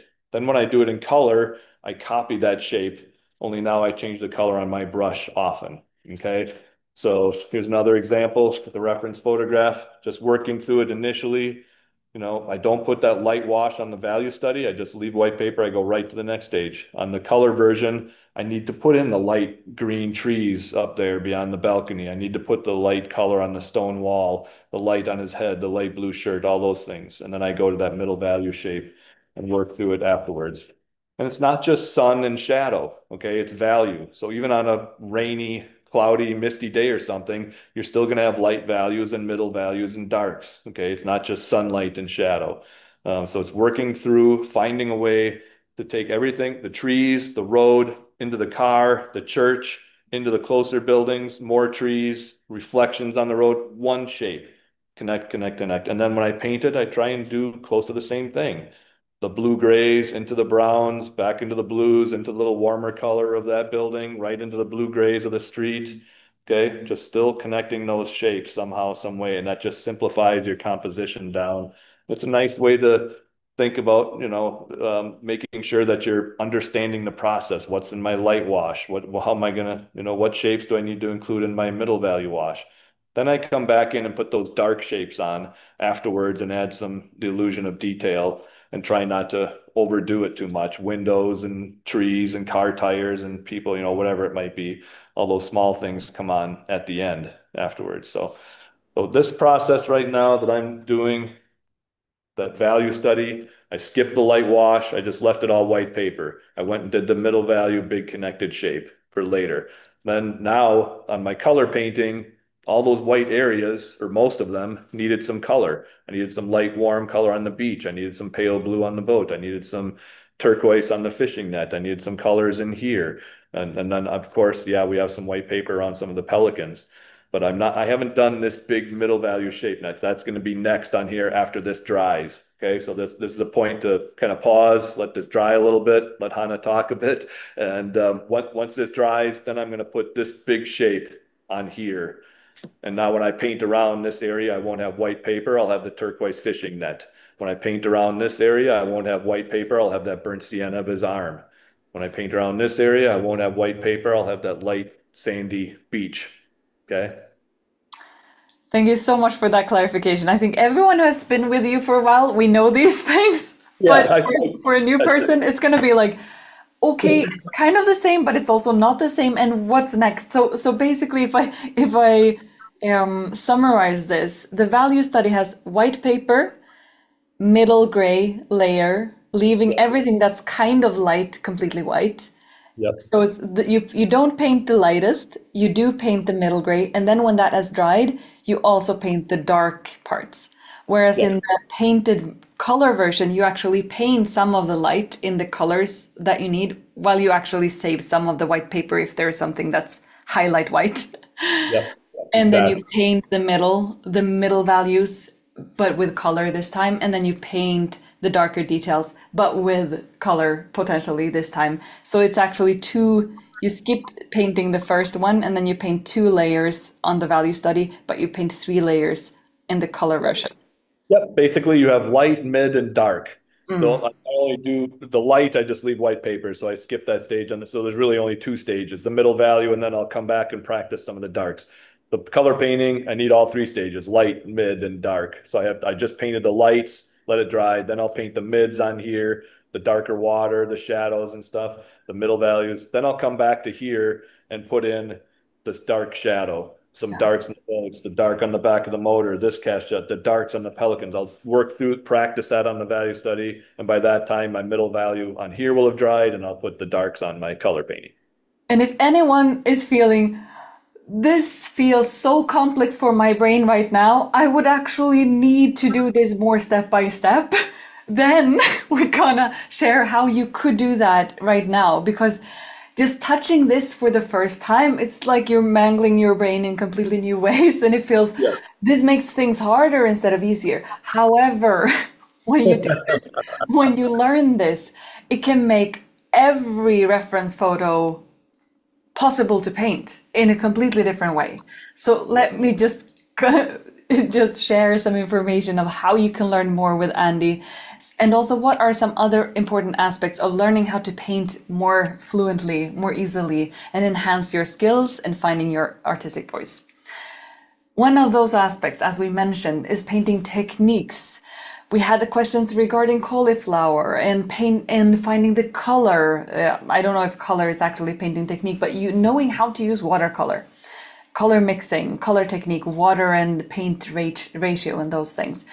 Learning from an experienced and well-known instructor can make this so much more fast-paced, because you just don't have to figure everything out yourself. You learn from someone who has figured it out. And also another thing that can be super helpful is to receive personalized feedback on your artwork, so that you don't get stuck in any habits, but instead go to that next level, wherever that is for you. And we're excited to now introduce two of Andy's bestseller courses in a way where you'll get all of this. And if you want to put Andy's methodology into practice and achieve results, you can write me in the chat. So if you're interested in learning more, write a me. And right now we have something called a special set, The Art of Watercolor, a complete program and course, the course Finding Beauty in the Ordinary. So these are the two bestseller courses that Andy has created. All in all, it's 38 video lessons, step by step, from overview exercises and sketches to final scenes of all kinds of subjects. Written feedback on 13 final paintings by a professional curator who is also a professional artist. Extra learning lessons for this special set only. 2 live Zoom sessions with Andy himself in a smaller group, in a group where everyone gets to be part of that more intimate experience. This is something that we haven't been able to do with Andy for a long time because his schedule is so full. So this is a very exclusive experience. And also there's lifetime access to the video lessons and access to an international artistic community, and also a certificate of completion when you join the special set. So the special set includes both a bigger program and a beautiful course. It's about finding beauty in the ordinary, and I'm gonna walk you through what is in this special set. So first and foremost, it's The Art of Watercolor, a complete program. And if you want, Andy, you can switch cameras so that in just a minute, I will probably ask you questions. So ask you to share a bit. This is an extensive program, one of its kind, where you transition from fundamentals to advanced techniques, learn to paint landscapes, cityscapes, seascapes, figures, animals, buildings, and make 9 artworks, and most importantly, understand and really get these concepts under the guidance of Andy Evansen. And this is something that I know that you put a lot of thought into creating, Andy, in a way where you didn't want to just create tutorials. You wanted to teach how to. You wanted to give tools for the watercolor toolbox for everyone who joins this program. You put a lot of thought into designing this in a way that empowers the people who join to feel that they can tackle any subject because they have the skills, rather than feeling that, yay, I painted some subjects with Andy. Could you share some of how we progress in this learning program, how it's structured and what it is meant for?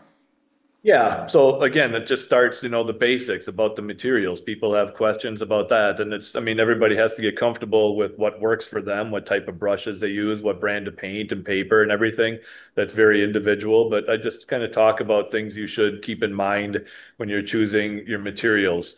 As far as paper goes, you need to have 100% cotton paper, all those kinds of things to get the results you want. So and then just really basic, again, types of washes and brushstrokes. I do this in all of my in-person workshops. I start very simply. This is how you do a flat wash. This is how you dry brush to indicate, texture and motion, all these little things.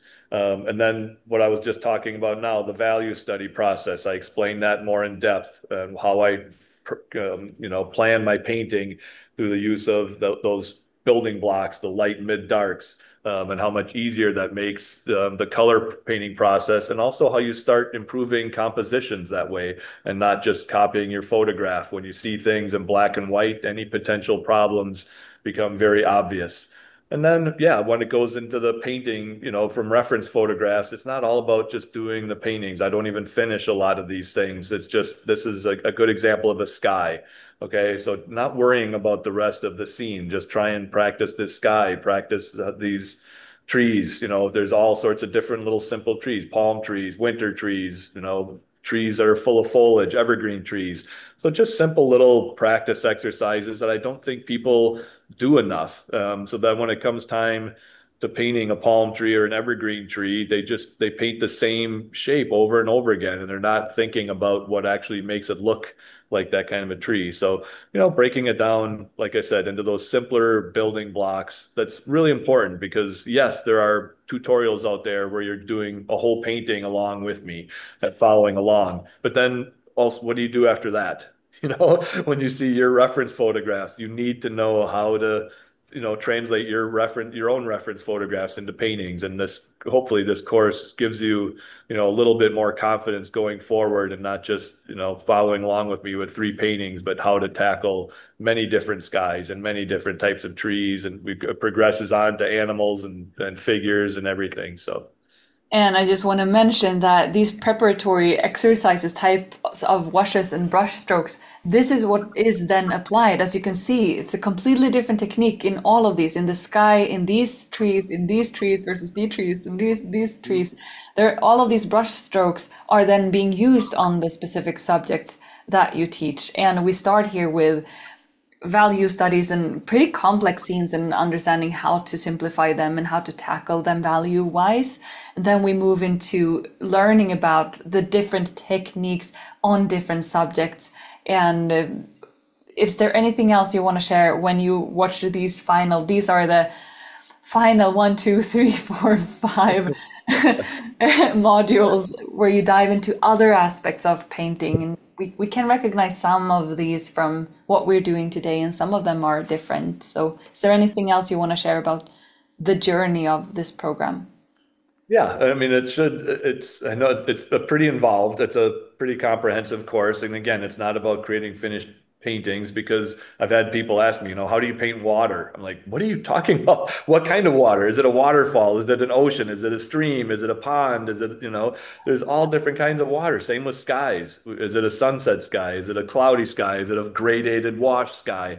There's all sorts of different types of skies. So yeah, I can't cover everything, that simply. But in this course, you can see with the water, I did an ocean wave, I did a waterfall, I did some nice calm reflections in a lake, just trying to cover a little bit of several different types of water. Same thing with animals and architecture and stuff. It's so important with architecture, particularly, to find a way to simplify it and not draw everything. I think that's what intimidates some people. So there are examples in there of, connecting a nice big middle value shape down there on the right bottom corner there, a couple of complicated scenes and simplifying it down into that connected shape like I just talked about on the value study. So, and then going on to the figures and my gosh, the nocturnes at the end, how much paint you have to use. Those are really difficult. I think in general, people are, when they first start, they're afraid to use paint. And so all their watercolors are just kind of weak and washed out. And it's amazing how much paint you have to use to make it look like the sunset is glowing or the street light is on, or the lights inside that building are on. You've got to get comfortable with getting nice, strong values around them. So that's why I kind of finish off with the nocturne. Nocturnes are really difficult with watercolor because it's a fluid, transparent medium. You're adding water to everything, so it's difficult to get, enough paint on there to make it look like that, but it's still doable. Thank you for that. And here are some examples of what you will be painting and practicing on the program with Andy. And as we mentioned previously, this is a path of getting the skills so that you can interpret whatever subject that you want. So that's why there are so many different subjects and also so many techniques, and incorporating the things from the early modules into the later lessons and modules. So it's such a big experience, and the result of joining and completing also this program is that you can get rid of the fear of any subject because Andy uses the same approach again and again. And here you have the different approaches that he uses, all of them, and create lots of painting on your own, and most importantly, getting the confidence to create independently with no need to having to follow a tutorial. And in a couple of minutes, we will continue painting and see how Andy transform these mysterious first washes into an actual watercolor painting. The other part of the special set that we are having right now with the additional 2 Zoom sessions is finding beauty in the ordinary. Learn to simplify complex shapes, create beautiful paintings out of ordinary scenes. And let's not stay too long here because we have so much painting to do. But let me briefly share that this is for everyone who wants to understand, but how do I take different subjects that are kind of potentially pretty, but they don't look like magical watercolors already? And how do you approach them using this mythology, this step-by-step approach, and create beautiful scenes, beautiful watercolors from these ordinary scenes? I still think they're beautiful landscapes, and it is, you can see how beautiful it turns out. But this could also just be a boring street scene, and instead it creates an atmosphere, and all of these have that atmosphere ease. So here's the more how to actually use all of the things you learn in the program on specific subjects. So the goals here is to learn how to use value studies to simplify, not overwork a painting, avoid extra details, and emphasize what's important. Yeah, so the things that matter, so you tell the story, but not all of the extra buzz in the image. So here are the paintings that you paint in this course. So these complement each other beautifully. We have the program and the course. So the program teaches you all of the how-to, and the course teaches you how to actually use it on several different subjects. And there's something special right now. And as I mentioned, recently, Andy has been super busy touring the world, sharing his watercolor world with the world. But right now, we have 2 exclusive brand new live Zoom sessions with Andy, where we cover additional topics besides the general program and course. And in each session, you create a new painting, and you also have the opportunity to ask questions directly to Andy. And of course, you will receive the recordings of the Zoom sessions. So this is exclusively for the special set. And the first Zoom session will be about paint the poetry of a winter. I think we've spoken so much, so if you can keep it very brief, Andy, do you have 1 or 2 sentences about this Zoom session and the other Zoom session? Yeah, so both of them are very moody type scenes. The nice thing about the winter scene there is it's going to give me a chance to explain a little bit about how to create the illusion of mist and fog a bit into your scene. And I know it's not a very colorful scene, obvious it's winter, but winter is just such a beautiful season. Everything is simplified. I think I can't remember what artist it was. I think it might have been Andrew Wyeth that just said something about the beauty of winter. You get to see the bones of the landscape. I love that. That's such a beautiful way to describe it. It's really difficult to paint greens and color and everything all the time. So being able to simplify these scenes down, not that it's going to be an easy scene by any means, but it'll give me a chance to talk about fog a bit more too, in addition to the color of snow and getting these values down properly. So that'll be the first Zoom session. Then the second one, will be, tackling that incredibly stormy sky. This is from Gloucester, up in Massachusetts here, and talking a little bit more about water and reflections, not just of the boats and stuff, but the little water birds floating around there too. So a little bit more drawing involved in this one, obviously. But yeah, I think they'll both be good ways to handle and kind of build off of that initial course as far as tackling it all together, by separated out skies and water and architecture and everything into separate modules. And now here you've got the stormy sky, you've got reflections, you've got a bit of the walls and the boats involved with things. So it just kind of ties everything together a bit more. And we see here that there's also feedback involved in this, which is whew, that's gonna be something that we can't get in any other way. So that's a special experience. So maximum value, maximum connection with a special set, you get Andy's guidance of the structured learning path, the guidance from curators of the individual feedback, the written feedback, live sessions with Andy, and lots of inspiration, and also the community of doing this together with other people. And the special set is for only 25 people, so that everyone can get the most value from the experience and learning from Andy, as well as the professional curators. So there are 25 spots, and we're gonna start painting in 1.5 minutes. Before that, so you know what lies ahead. And what this is. You have seen how much is included in the program and in the course and in the Zoom sessions. So here are the regular prices. So here is the special set. And we also have the course, which is Beauty in the Ordinary, and the program, which was the bigger one. Right now we have an exclusive offer. So here are the prices with the discount. So the special set is only $499 now. The course is only $109, and the program, the really big program where you learn the tools, the skill set, is $349. However, if you are here live while we're still having this conversation, there is an additional 10% discount while we are still here. So that will change after we stop talking. But right now, these are the prices for the special set. And as I mentioned several times, getting on a Zoom with Andy is not something we can do whenever we want. It's a unique experience right now that is opening up, and we're super happy for that. And it's 25 spots for this one.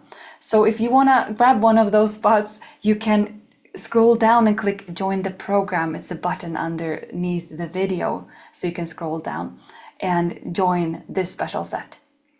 And now it's time for us to continue practicing, and at the end, we'll see how much time we have for questions, because we're spending quite a lot of time, because it turns out this was a pretty complex and beautiful subject. So I'm going to hand it over to you now, Andy. Sounds good. Thanks. Yeah, hopefully this middle value shape now that I continue on with it's mostly just the water, like I said, a little less color involved, so I can get that in and go back. We might go, 20 minutes to a half hour over the initial 2 hours. So hopefully you can stick around for that, but it shouldn't take too much longer to wrap this up. Now that all the introductory stuff is out of the way. Okay, so now's the time to paint this shape on here. So I need to create the water, start incorporating it into the pelicans and the figure a bit more, carve out my fishing net and carve out my figure a little bit more, and add some definition now with the color of the water, basically, and make sure that it's tying in all the other elements of the painting on their shadow side and connect it into the water. Okay, so I'm going to go ahead and with a nice little bit of a bigger brush again here, I want to start mixing a variety of color. Now the water is more of a gold color up here, and as it comes down, it starts getting more green in it, and then almost a little bit bluer gray down here again below. Okay, so I'm going to mix, I'm not just mixing one flat color for this on the value study with just one big puddle of Payne's gray. On the color painting, I'm going to have to change that color on my brush once in a while, depending on what I'm getting to. As I go into the back of the boat, there's some bluer color, some neutral tint, some stronger blue in the motor. Again, the shadow color on the figure here. So I'm going to have to change those colors up a little bit too when I get into it. So yeah, it's just getting that bit of a variety going here. So I'm going to start off by mixing the top of the water. I'm going to start with some transparent gold and burnt sienna on my palette. And that might be a little too warm. So I'm going to go ahead and add a little bit of blue to it, just green up a little bit, maybe even a little bit of neutral tint and dull it down some here. So it's not really, really screaming gold, but I do want a nice warm color for that top of the water.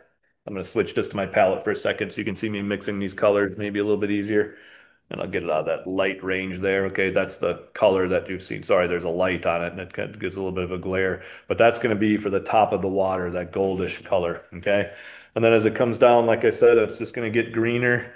So I'm going to have a section over here with a little bit more cerulean blue in with it. I can just slowly, gradually start transitioning to blue-green for the water.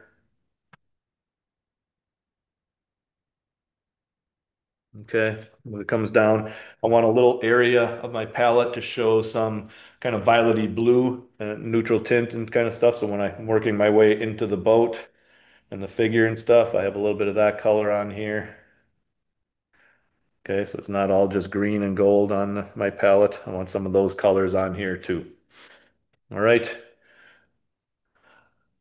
So that gets me started. I can't mix everything that I'm going to need. It's just too big of a shape, so I'll have to eventually kind of stop and mix some more paint here. But at least this gives me a little bit of a head start, kind of a running start into things with this amount of paint and water on my palette so that I can just kind of keep cleaning my brush off, grab another color, keep painting, grab another color, keep painting, and move right along here. All right. So I'm going to start, same thing I did on my value study at the top of that water with that kind of goldish color that I've got on here. Dull it down just a little bit.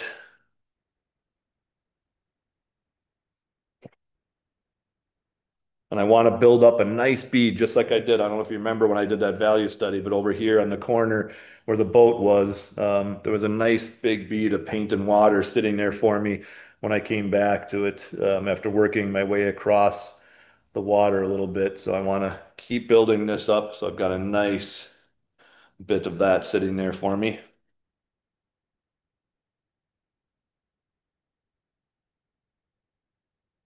Add some kind of violet and pink to it a little bit. It seemed a little bit too yellowy for me as I'm putting it on there. Go. Okay, I want to start incorporating that up into the beach a little as well. In and around a couple of the rocks.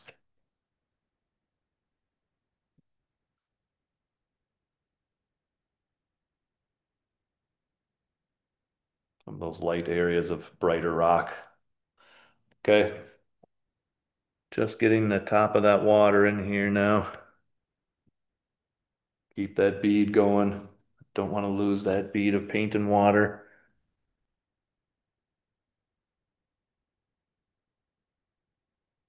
Paint around that boat. Frame a bit there.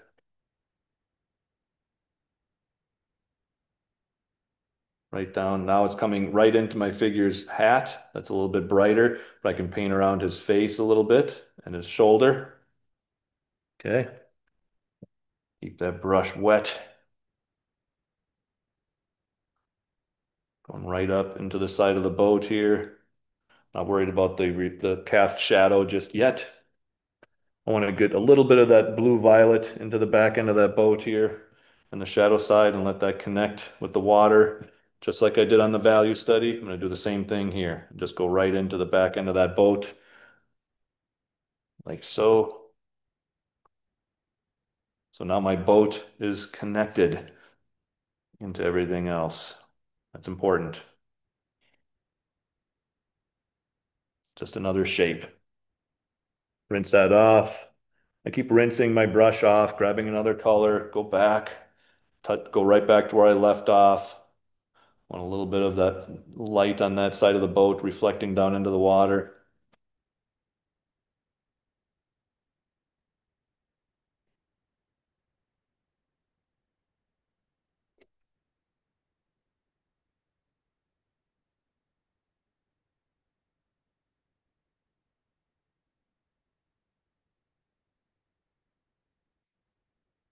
Nice strong value, middle value. It's going to dry lighter than this. Watercolor always dries a little bit lighter from when you put it on.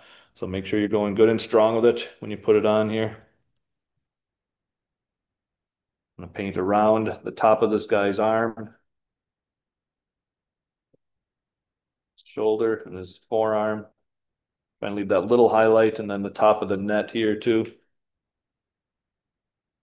Go back into the green of the water.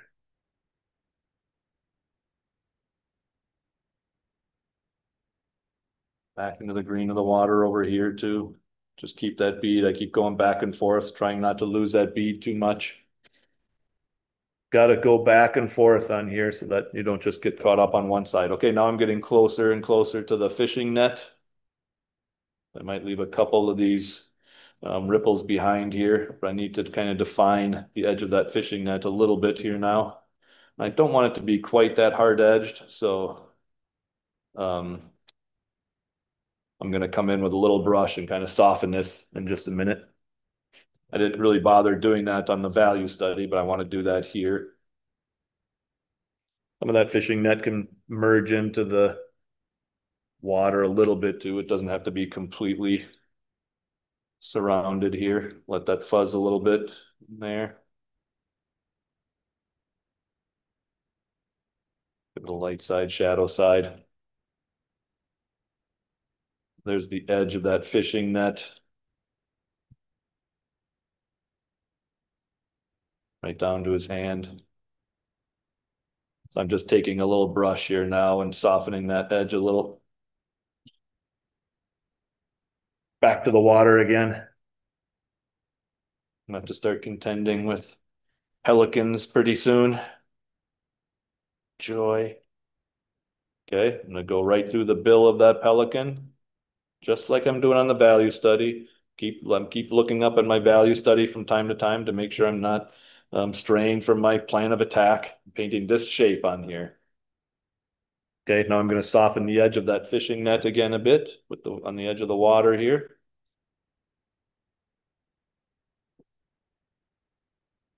Try and make it look softer, more fluid underneath it here, down to the edge of the boat. Okay.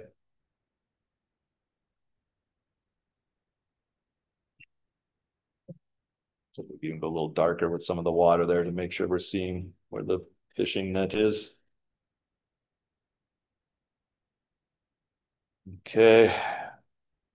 Back to the pelicans and everything. I can go right into the pelicans for now. I'll put that darker color in there later. Just painting around the light shapes of the pelicans.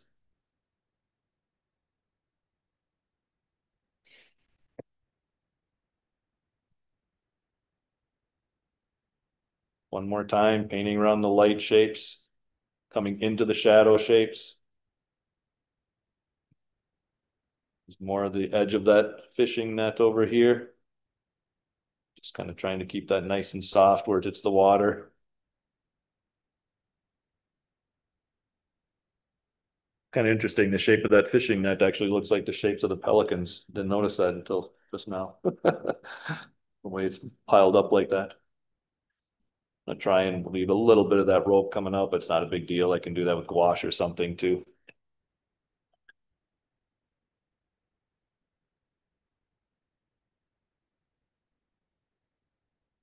Again, I'm going to be putting a darker shadow on there later, so I'm not too worried about that. I'm going to go right in with that violet color, just like I did on the other boat, and join the back end of this boat, just like it on the value study. Go right up into back end of the boat here. It's going to start merging into my motor. Get a little highlight there. But I want that to be a complete lost edge. That's the whole point. You can paint around that little blade at the bottom of the boat, like so. Okay, nice lost edge now between the boat and the water. Again, that's the whole point. A little bit more blue up on the motor itself as it's coming up into the light here.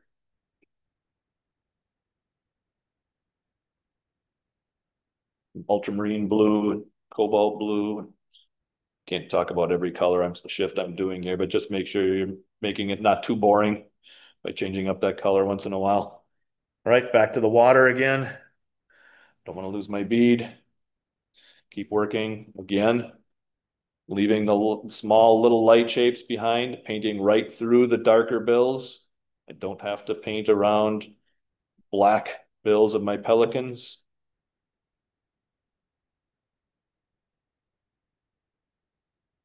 Painting around the backs of them, the highlights. Back to the water here. I want a little bit of a reflection of that little blade coming through down below there.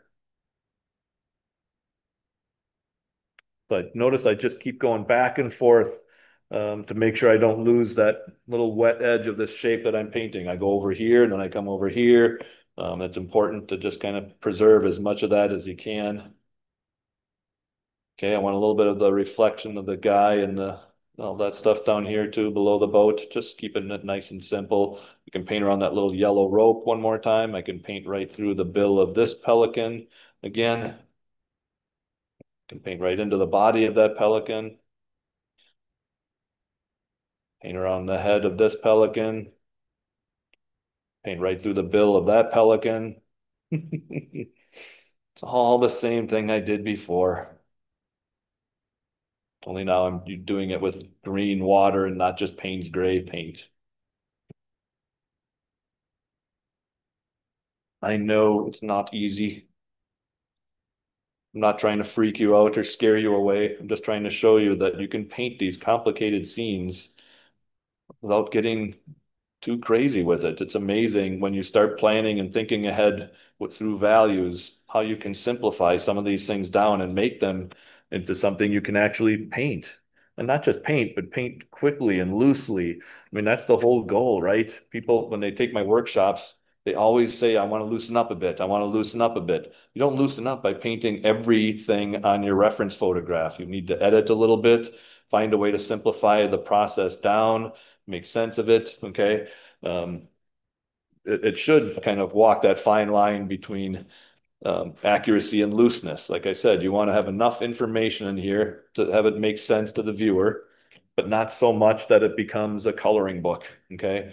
I'm just going to start incorporating the shadow sides of my pelicans a little bit more in with some blue violet paint and not just the green. I'm just merging them in a little bit more. Back to the green water again, one more time. Okay. Just making sure I'm not losing that bead anywhere if possible. Sometimes I get a little bit bluer with it. Sometimes it's a little bit more green. Okay. Just getting a little bit of variety in the water where I'm painting. Can paint right through the bill of that pelican again, incorporate it right into the shadow side of the wing there. Just paint around the highlight on the back. Got a little dark with that. Lighten it up a bit here now as I go over. Want a little bit of a highlight of that one coming down. But yeah, hopefully you're starting to get the idea. It's the same shape that I did on my value study for the most part. Okay. I mean, obviously I'm taking a little bit more care with things, but I'm not reinventing the wheel. I'm following that same shape. And it's so important to think of it in those terms, especially when it comes to that transparency of watercolor. Everything that I put down affects the subsequent washes, right? So it's so important to know, thinking ahead, like I was explaining earlier, what's going to be left behind later when I paint around this. I'm just getting that turquoisey color of the fishing net in that area. That's all that first wash was just getting rid of the white of the paper. So that later on, now when I'm doing this stage and I'm leaving little gaps behind, those are the colors and tones that I have. That's all that first wash is for. Okay, now I'll start getting a little bit bluer with things as I come a bit lower. I'm done with the nightmare of most of the pelicans for now. Can come into the bill of that one a little bit more, like so. Paint right through the head of this one, so much darker. Make sure I'm coming up into the body of it though. Paint around the back of it one more time. A little bit more blue violet again with the water as it's coming down lower and lower.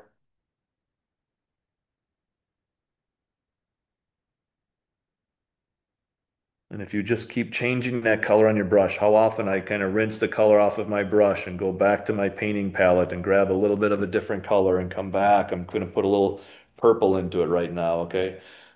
Just so it's not boring, making a nice fresh color for the water on my painting.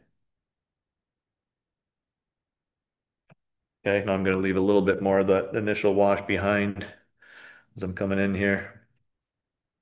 I want to get nice and tight around this pelican first. Can paint right through his bill. Just paint around the top of his head there. Come right into the shadow side of his body. Paint around that side of it. Okay.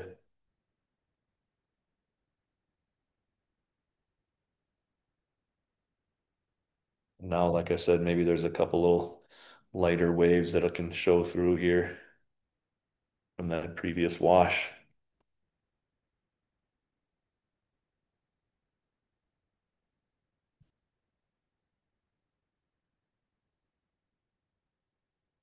Add a bit of variety. But it's just so much more fun to paint when you stop sweating the small stuff. And this allows me to concentrate on nice big shapes on my painting. I mean, the small stuff will come. I've already got a bit of it, obviously, with the heads of the pelicans, but I haven't done any dark details yet. And a lot of the painting is already kind of wrapped up. I'm going to switch to a smaller brush now and start going right into the shadow side of my figure a bit more. Make sure he's connected in. Okay, so right here, I want to start connecting that in with this wash. I've already got the lower part of his arm, but I want some of the shadows on his shirt now coming in, like so. And that's going to be connected with this shape. So I switched to a smaller brush, using a smaller brush, a little less water. Be careful when I'm coming in here now. If I come in with a brush that's too big or with too much water, I'm going to create a bloom. So I switched to a smaller synthetic brush, just getting a little bit of this different color paint on here and kind of touching some of these edges and merging this figure in with everything else now. His arm back there. It's got a little bit of a brighter, kind of a violety color, it looks like on his pants. Coming down here, shadow side of him. And that's going to help to define the light on the motor, the shadow side of his pants, like so.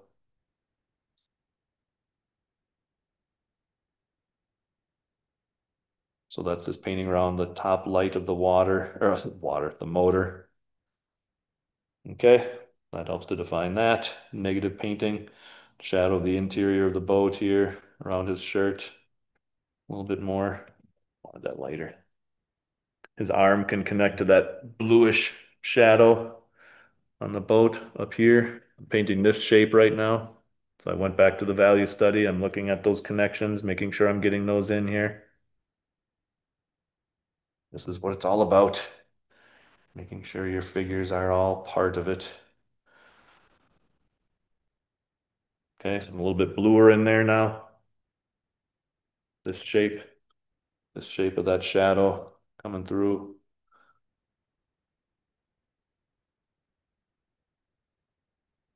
Okay, so that's in there now. The interior of this boat connecting with his side of his pants a bit. That's going to be darker. Again, it looks like some warmer color in there.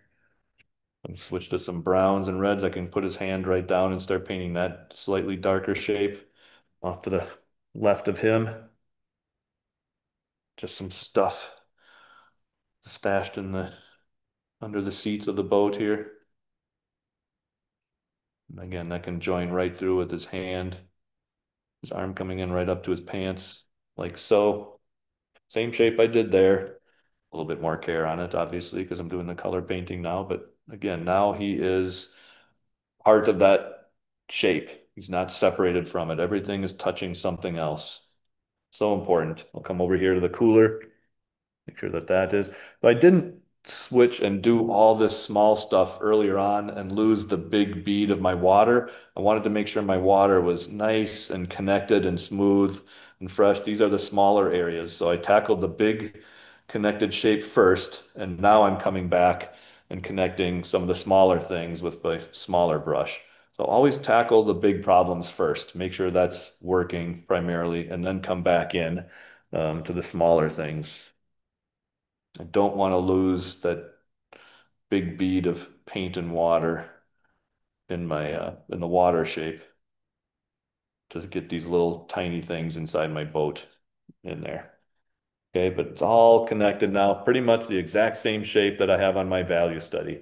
I want to do just a little bit more on the turquoisey fishing net with some thicker paint here.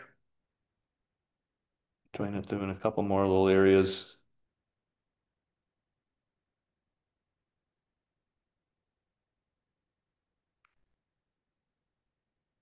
Soften it a bit.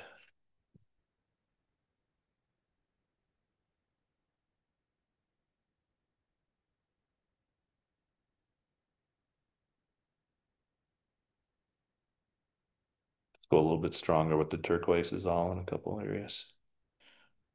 Be lighter out here. Okay, putting out the fishing net. All right, so that wash, pretty much the same big connected shape, right? Just had to change that color on my brush a whole bunch. But look at all the point of this is to take advantage of that, what makes watercolor so beautiful, those lost edges and the colors merging together. When you zoom in on this, finding that big connected shape, the beach up on top flows right into that boat. The water flows into the main boat, the back of it, and the back of the main boat flows right into the motor, and the water is flowing into the figure and the pelicans and everything. Okay, you just keep changing that color on your brush, and it makes it look like a watercolor. But you've got to find those connections to be able to do that. If you paint this as a series of little individual shapes, your painting is going to be stiff, tight, boring. You can paint the whole thing with a size 4 brush. That's not conducive to a loose watercolor. Okay, if you want to paint a looser watercolor, you've got to find big shapes to paint. And the best way to find big shapes is to connect all these separate individual shapes into one as much as you can. Okay, so I've got that on here. One more thing I'm We going to, have one question, Andy, that we have of course many, but one of them is did you wet anything before this layer, or did you work on a completely dry paint paper both front and back? And also at the end, were you working with coffee or cream consistency, or was it still pretty wet paint? And how wet was your paper at these final stages? Because if someone painted along, they will probably have a different level of moisture compared to you. So that will be interesting to know. yeah, so I actually had to hit it with a hair dryer just a little bit. It was mostly dry. Okay, I didn't want this to flow into my boat too much, the shapes of my water here. So my paper was, again, mostly dry at this stage. It was just a little damp. That's okay. But yeah, I wanted to make sure I'm defining some of these shapes right now. So my paper was mostly dry. The consistency of my paint was a little bit more like milk at this stage. It's more like tea or coffee and then the earlier stage. And then I came in, it was a little bit more intense, the tone of this. I had to get enough paint in here to really pop out the lights, right? So the middle value was a little bit stronger in this case. So it just depends on the painting. It's not always like that for every middle value stage. Again, it's on a case by case basis that you're doing this. So yeah, and then now what I'm doing right now, I wanted to get a little bit of these, slightly darker spots in the water. Because I just painted this, it's still damp. I cannot come in with a brush that has a lot of water on it and put this in. I'll get blooms. Okay, so I'm coming in with a small synthetic brush and I almost just paint on my brush right now and hardly any water whatsoever. And I'm just coming in here now with some kind of just like yellow ochre, cobalt blue, lavender. Again, it's almost just entirely paint, and I'm charging some slightly darker color into this to get some of these softer little wave shapes and shadows from the pelicans underneath. The water is so shallow here that they're kind of almost casting shadows into the bottom of the water underneath them. So I'm just introducing a little bit of darker color underneath them right now. If you don't want to do this, it's not for the faint of heart, I know. But that's what I'm doing right now, just to get a little bit more variety, like I said, and a little bit almost like a cast shadow onto the bottom surface of the water from the pelicans because the water is so shallow right here. So I'm trying to get that in. And I don't want that. It could be hard edge. It's okay. But I want these shadows to be a little softer, so I'm trying to put them in now. And even a little bit of the wave variety on the bottom of this. So all these little techniques, again, it's watercolor is just so dependent on the consistency of your paint, the dampness of your surface, when you got to stay out of an area, when you can come in, you have to hurry up and get into an area before it's too dry. Okay. And that all just comes from painting and painting and painting and painting. There's no substitute for that. Okay. You've got to practice. But I'm trying to show you a little bit now in here. There's so much that goes into it that if I just took this reference photograph and thought I could paint this without any kind of pre-planning ahead of time, that's just foolhardy. Okay, this is so important to clarify everything in my mind's eye, this process of how I'm going to take this scene and try and paint a nice big loose watercolor out of it. Because again, there's just so much going on in here that I don't need to be second guessing myself about, oh, I should have gone in here now. I should have gone in here now. And now I have this hard edge over here. And okay, if you think about it a little bit ahead of time in the terms of values and just getting some nice black and white shapes on here first and foremost, now I can come in and redo it in color and I can be assured of a little bit fresher, stronger painting. And that's not that I don't like color. I love color. This is a very colorful scene, right? But you need to think about it in terms of value first before you go to color, because color is very subductive and it tricks your mind's eye. Like I said, you think these, oh, they're white pelicans. They're not all white. They have a shadow side. That's how you connect them into everything else, the value of them. A little bit same thing up on the top here. Some of those slightly darker waves coming in and out of the painting here. I'm gonna have more shadow over there. I don't have to worry too much about that. Just trying to get a little bit of variety in this wash. Okay, good enough for now. All right, so I'm going to go to the value study and find some darks. I'll try and speed this up. Let that dry a little bit more. And I'm going to find a couple of my important darks on here. Wrap it up. Okay, so I need to get the cast shadow from that boat up on the top here. Hang on, I got to get some of this stuff out of my wells. They're all getting diluted here. Okay, so I'm just going to go back to Payne's Gray now.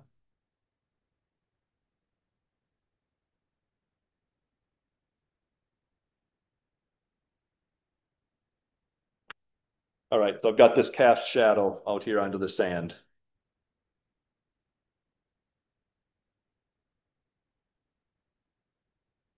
And then a little bit of value on the boat itself, a couple of slightly darker shapes inside there. Okay, now that boat is back with the shadow. Got some darker areas on this boat. The interior down here, I already put some middle value in there, but now there's some darker shapes inside there. Darken up on the side of his hat here, between his arm. His arm is kind of being defined by the darker shape inside the boat around it. Okay, I've got cast shadow from this boat as well onto the water here.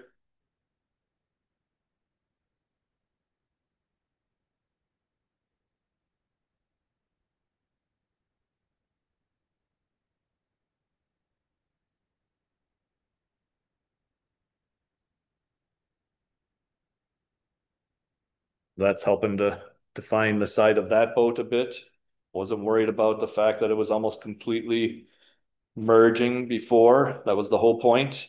Now I can define it with my darks and darken up the side of that motor a bit again. Got that in, darken up that shape a little bit in the interior, darken up that shape a little bit in the interior, maybe a little bit between his legs here on the side of the boat, kind of carve him out a little bit better. Okay, all these fun little dark shapes down to the pelicans too. Now, finally, dun dun dun, the pelicans will be back after all those lost shapes. Now I can put in the dark heads and dark bills and dark bodies, and my pelicans will come back to life. I just kind of take my finger and smudge it down in the water sometimes. That creates a nice little reflection down in without painting it too harsh. The body of that one in a little bit better too. Give it a little bit of reflection. The beak of some of these over here, beaks and necks and all that stuff. I didn't have to worry about it before. They were dark. Could paint right through them. Now I can repaint them, get them back. It's amazing. So fun to see what happens at the end with all these little things. Darken up the head of this one, the beak of it. Whoops, a bit too big. It's okay, it's just a value study. But it gives me a nice chance again to practice painting these shapes. I'm not doing a value study with pencil or marker, I'm painting it. So I've done it once before I go to my painting. It translates so much better. It's a nice little practice session here for me.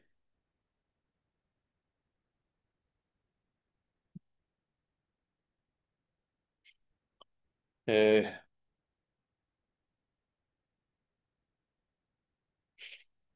And you can see how often I use my fingers to just kind of soften some of these edges.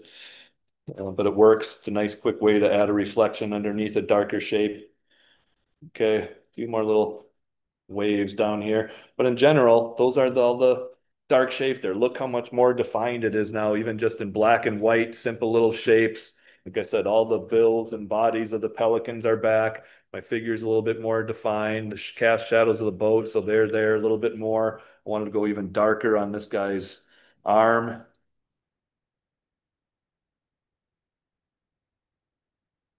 Get a nice dark highlight shadow there. Okay, so just in a few spots here and there to add that definition. So that's what I'm using my darks for. Now I'll find those same darks on the color painting. I know it's not entirely dry just yet, but that's okay because some of them can fuzz. I don't mind the fuzziness, but I practiced them once on my value study. Now I'll come and do it on the color painting.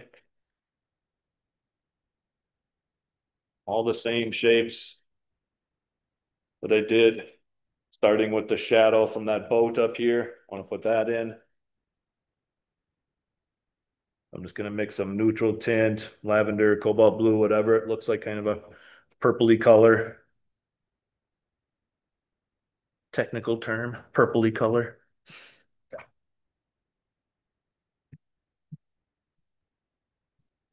Ah, just put a little bit of rose in there, but too much. Okay. I want to make it nice and transparent. All righty. So I'm going to get that cast shadow onto the beach here on this boat. Paint around the bottom of the boat a bit. Get that definition back.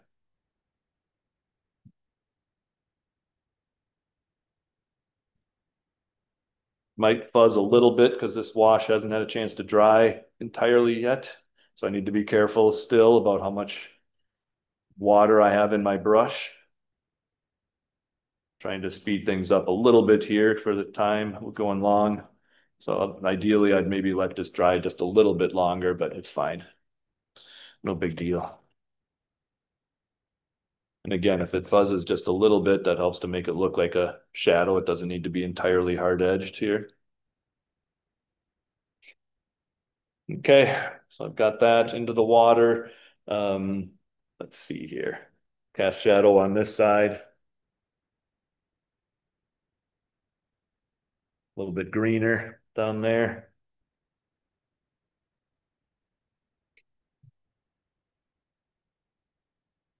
Stronger. Still a little wet. I'm gonna make sure I'm going strong enough with things.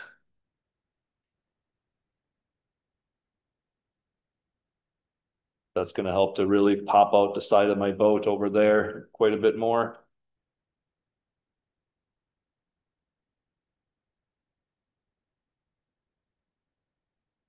Practice painting around that rope just a little bit. It's not that big of a deal, but all that negative painting is kind of fun. So now my boat is coming back. Again, understanding the building blocks, the process, light to dark.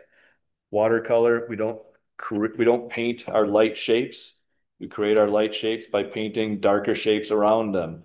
So you just understanding that part of the painting process in and of itself at those earlier stages. Like I said, when I'm putting things in, I'm not painting the back of the boat just yet. I just put color there. So now when I paint this dark shadow around it, I have that color and value that I need. Takes a while. This is not an easy, normal way to think about things. I understand that completely. But that's why it's so important. This is how I teach in all of my workshops, getting my students to start seeing things as these values first so that you can come up with a plan of attack. And then when you do your painting, it's not a coloring book. It's not just staying in the lines. Okay. You can start to have some fun with your paintings and make them more fresh and lively through all these big connected shapes that you're painting. Back of the motor is on there now again. And you can finish, I mean, even with all the, pausing for Hannah to go through and talk about things and, me talking my way through it in the introduction, it hasn't even been, it's just been a little over 2 hours and I'm almost done with this. Okay. And that's another, I don't want to labor over a painting forever. I love just trying to capture the impression quickly, simply, get it done. And it's especially helpful when you go outside this process because you don't have a ton of time when you're painting on location. The light is changing, the scene's changing. You need to paint quickly and get those big shapes in and leave it. Okay. So it's so important that you come up with a plan to identify all these things. I'm gonna go ahead and go a little bit darker on his arm right away. His forearm here.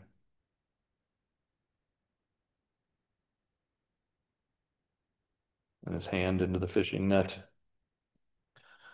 And it's a little bit darker on the side of his hat here. All the same little shapes that I did on my value study are coming on here now. I mean, it's a lot more defined already, right? But this is a dangerous stage. You have to ask yourself, when is enough enough? You start putting in these details, it's kind of fun, and then pretty soon hour and a half later, you're still painting details and all that work that you did to simplify the scene down and make it fun and loose goes out the window. So you need to find that balance. Okay, that's enough detail. Stop. It's easier said than done. Trust me. I know, especially when you're painting from reference photographs, because you just see everything and you start comparing your painting to the photo. Oh, I forgot this, I forgot this. And some things aren't necessary. You can just leave it to the viewer's imagination.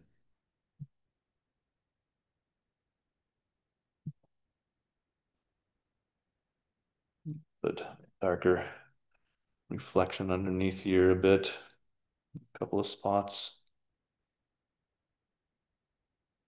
just to kind of highlight a couple of those pelicans a little bit better. Okay, I'll drop in a couple of pelicans and then I can just pick away while Hannah goes through and wraps things up for us. But I'm going to start putting some bills on pelicans now.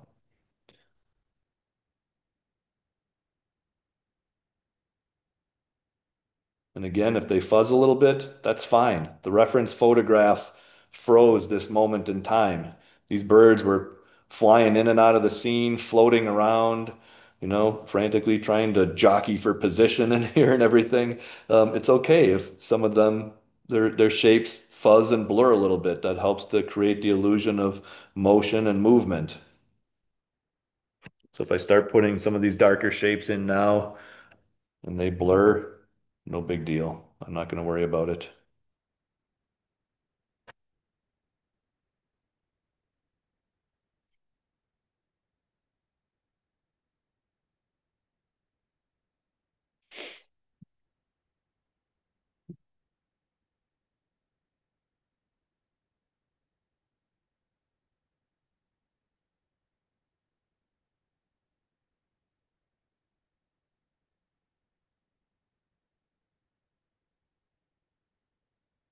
Just dark shapes here and there, mostly the bills and the necks.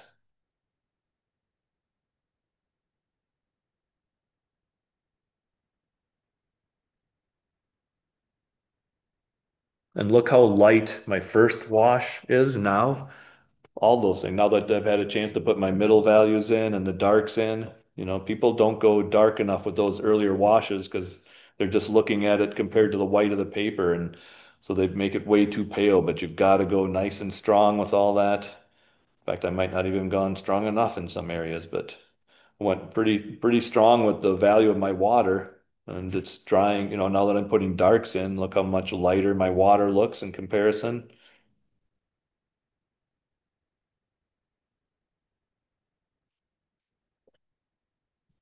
Fun though. Painting should be fun. I don't want to belabor everything all the time. I get excited about a subject and I want to paint it and be done with it that day. Not getting too carried away with my shapes that I'm painting here, trying to keep them nice and gestural if I can.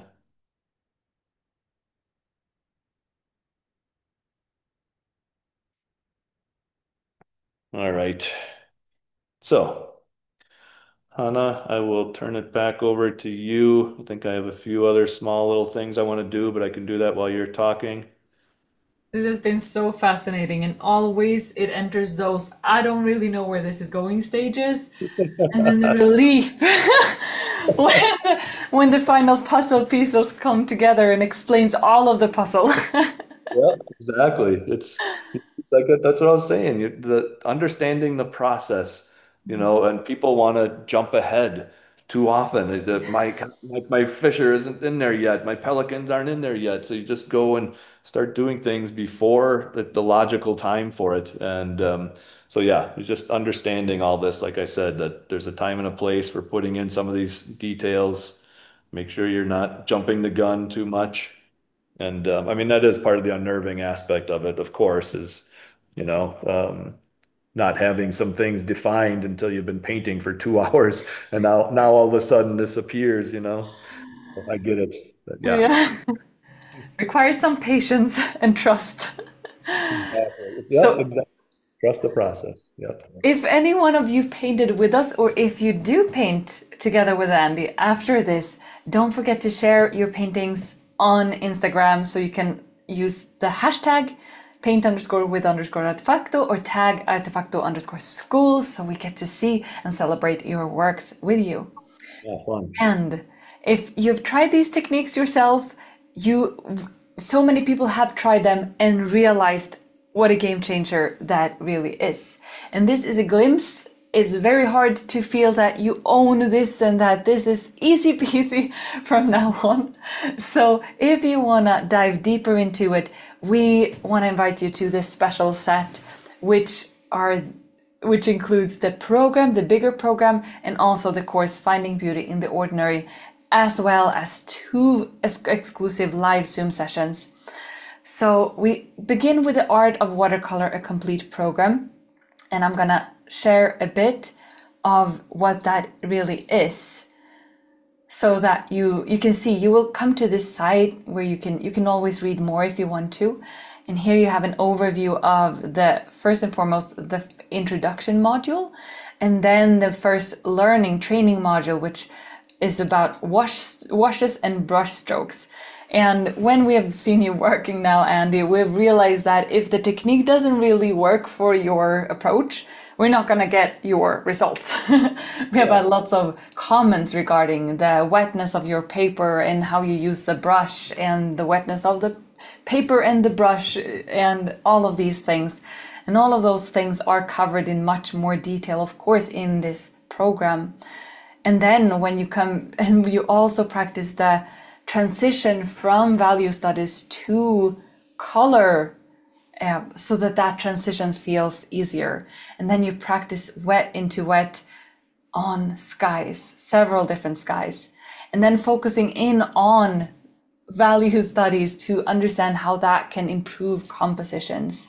And then you work specifically on skies using this wet into wet technique that you've learned more about and practiced in advance to capture different kinds of skies so that you feel that you can take any beautiful photo and turn that into a watercolor, regardless of the sky that happens to be there. Or if you want to add a touch of any sky that you want to any painting that you're creating. And then we zoom in on the trees. And also, this is about finding the ease of specific techniques. So it's actually both about subjects, but it is also about applying watercolor. Would you agree, Andy? Yeah, yeah, definitely. Yep. I mean, I talked, it's a lot of it is about the application of it, the different brush strokes that you make. Sometimes it's a dry brush stroke. Sometimes your brush needs to be loaded with a bit more paint. So yeah, it's all of that combined. Yeah, because even if someone, if you are, for instance, really used to painting acrylics or really used to painting with pastels or really used to drawing or whatever that may be, a different medium, this program is also for those who want to translate what they see. Even if you're good at art, this will help you understand how to translate that into watercolor.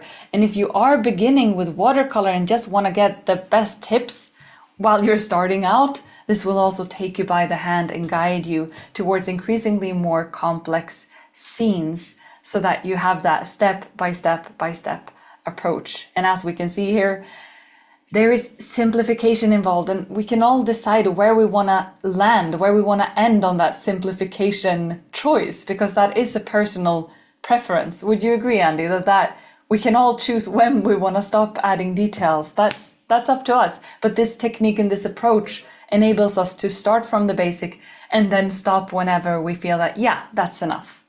Yeah, definitely. Everybody, I mean, this isn't the right way to paint. It's just my way. And I keep that telling myself, like I was talking about earlier, when I saw Trevor Chamberlain's work, and it's so much more simplified than mine, than what I do. So, and I'm trying to get to that stage where I can, loosen up even more. But, and some people like more detail. That's fine. I'm not saying that you don't have to paint detail, but it's still anchored in this big underlying shape that just kind of establishes your composition and everything. So I think no matter how you want to paint, what level of detail you want to put into it, it's still good information to have as far as building up your paintings. Absolutely. And we have these figures in painting with this man sitting next to a boat. And it looks actually really super realistic Yeah. when you first see it. And then you realize there is both a lot of simplification and a lot of specificness in this one. So you also combine these approaches. So this method works both if you want to simplify a lot and if you want to add more detail, but onto a structure that will make the painting feel harmonious and like everything belongs to the same world and that nothing is cut in. So this really is for everyone who wants to have that sense of harmony in their subjects. Absolutely. And then what's special about the set is that it also includes the Zoom sessions, which has a huge value. So that's the information that I wanted to share. And now let's jump and see where you are first and foremost before we jump back. Adding some more details. Perfect. Yeah, I'm just picking away at a little few more little things. I figured people are listening to you and watching at the same time. So Yes, that's yeah, great. small little things that I'm adding in here and there. I can't put all of it in, but you get the idea. At this point, it's just yeah, a matter of refining and defining a little bit more, kind of squinting at the scene. I look at it with my eyes half shut and ask myself, is that reading okay? Is that value okay? I might come down in the lower part of the water one more time still on top of everything with a little bigger brush. Now might not be the time to do it because it's not dry yet, but just to let you know that it might need one more layer of, activity and reflection and stuff to make it come alive. So this kind of brush stroke, just again, just to kind of show a little bit more of these slightly darker waves.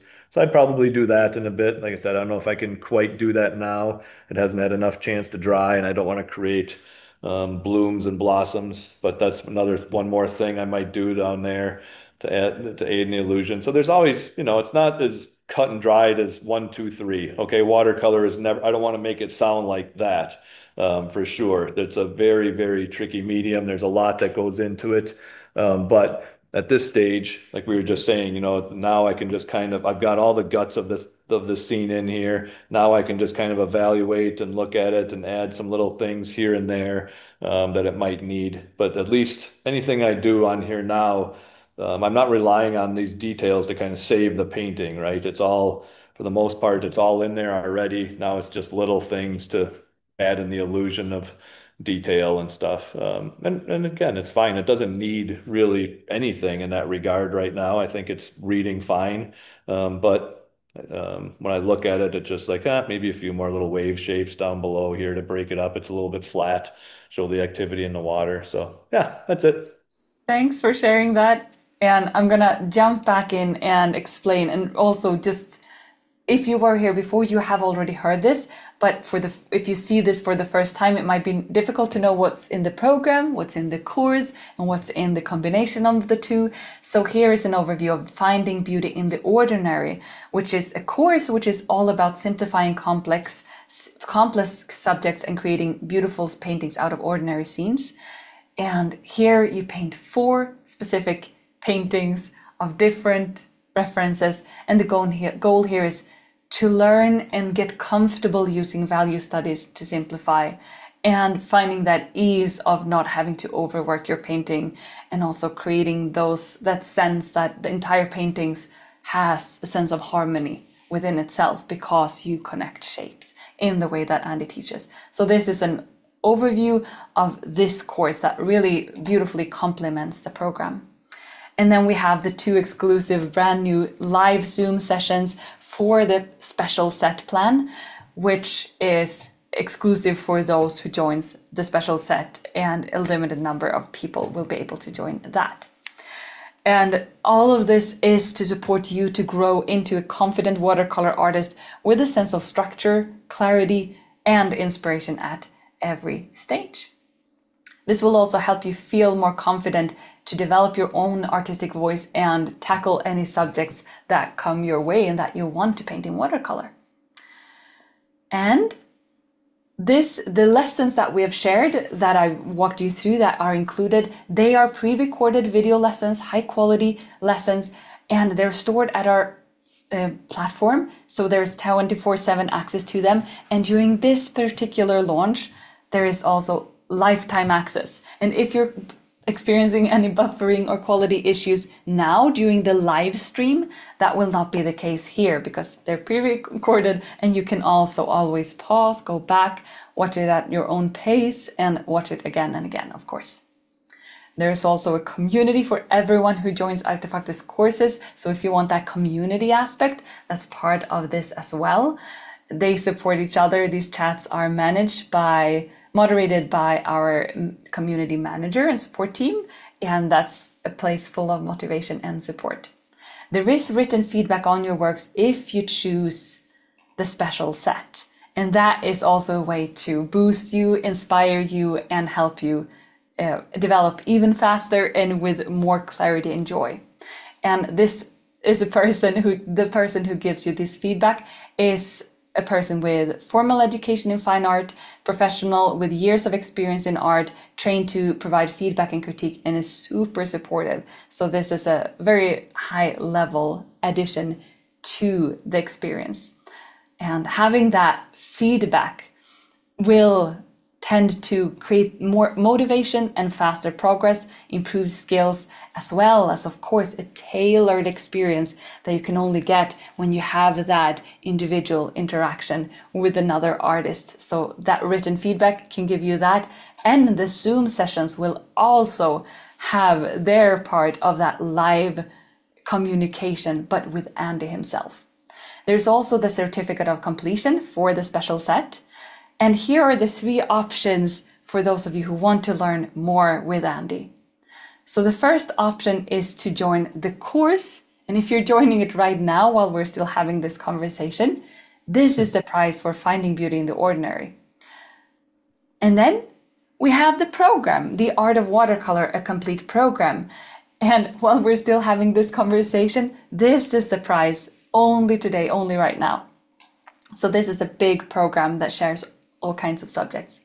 And the third option is to join the special set with both of these courses, the course and the program, and also receiving 2 online live Zoom sessions with Andy and individual written feedback on your artworks within 90 days after you join. So here is an overview of the current prices right now. After this live stream, the prices will go back to the black numbers, and then after this launch, they will go back to the grayed out numbers. And that's not all. We also have Articoins that you get as a bonus, which is an virtual internal currency of Artefacto that you can use in our special store called Artistore. And there's also a pre-recorded Zoom lesson with Andy that you will get access to called Nocturnes, where you just have an additional deepening of everything you've learned. And we also have the art talk lesson, the 5 essential watercolor skills, as another bonus, where Andy shares the top 5 skills that had the biggest impact on his own watercolor journey, and that he sees students struggle with the most. So this is another deepening your knowledge for if you join the special set. We also have the beautiful additional bonus for the special set, which is 4 pre-recorded Zoom sessions with our professional watercolor artist / curator, Nicholas Tobias, where you learn to painting light through clouds, painting boats on water, approaching rocks and foliage, approaching backlit scenes. So that's another beautiful addition to this in-depth experience. So here is the overview of the special set, the course, and the program.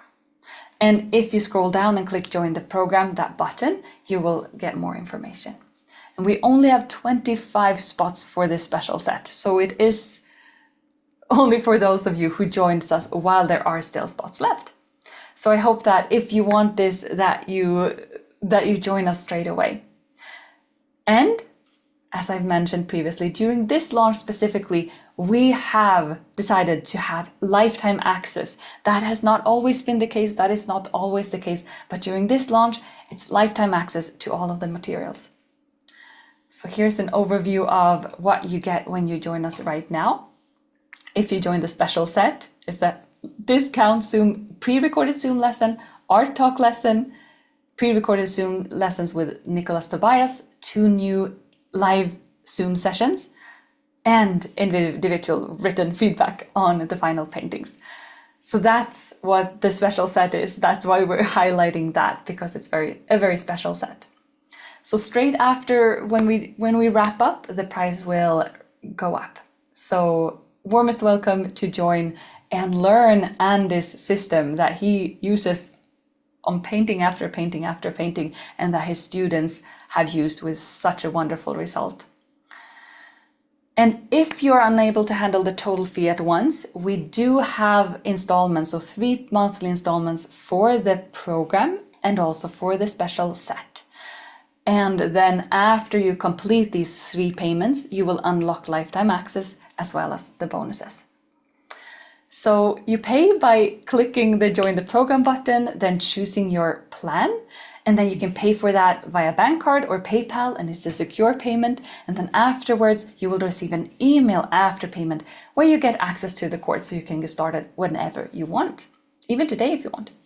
And we also have a guarantee. So if after a couple of lessons, within a week after purchase, you realize that this will not give you the results that you want, just email us and you will get your money back.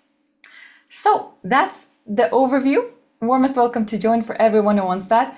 And now I'm gonna ask you, Andy, do you have any minutes at all for any questions, or do you need to go? Yeah, no, of course. Yep, that's fine. I'm sure there are plenty of questions out there, so fire away. I have gathered quite a few. It's fascinating to see that the dark middle wash that you painted is suddenly not at all as dark. It's Yeah, I know. fascinating with watercolor. It's just mind-boggling all the time. Yep.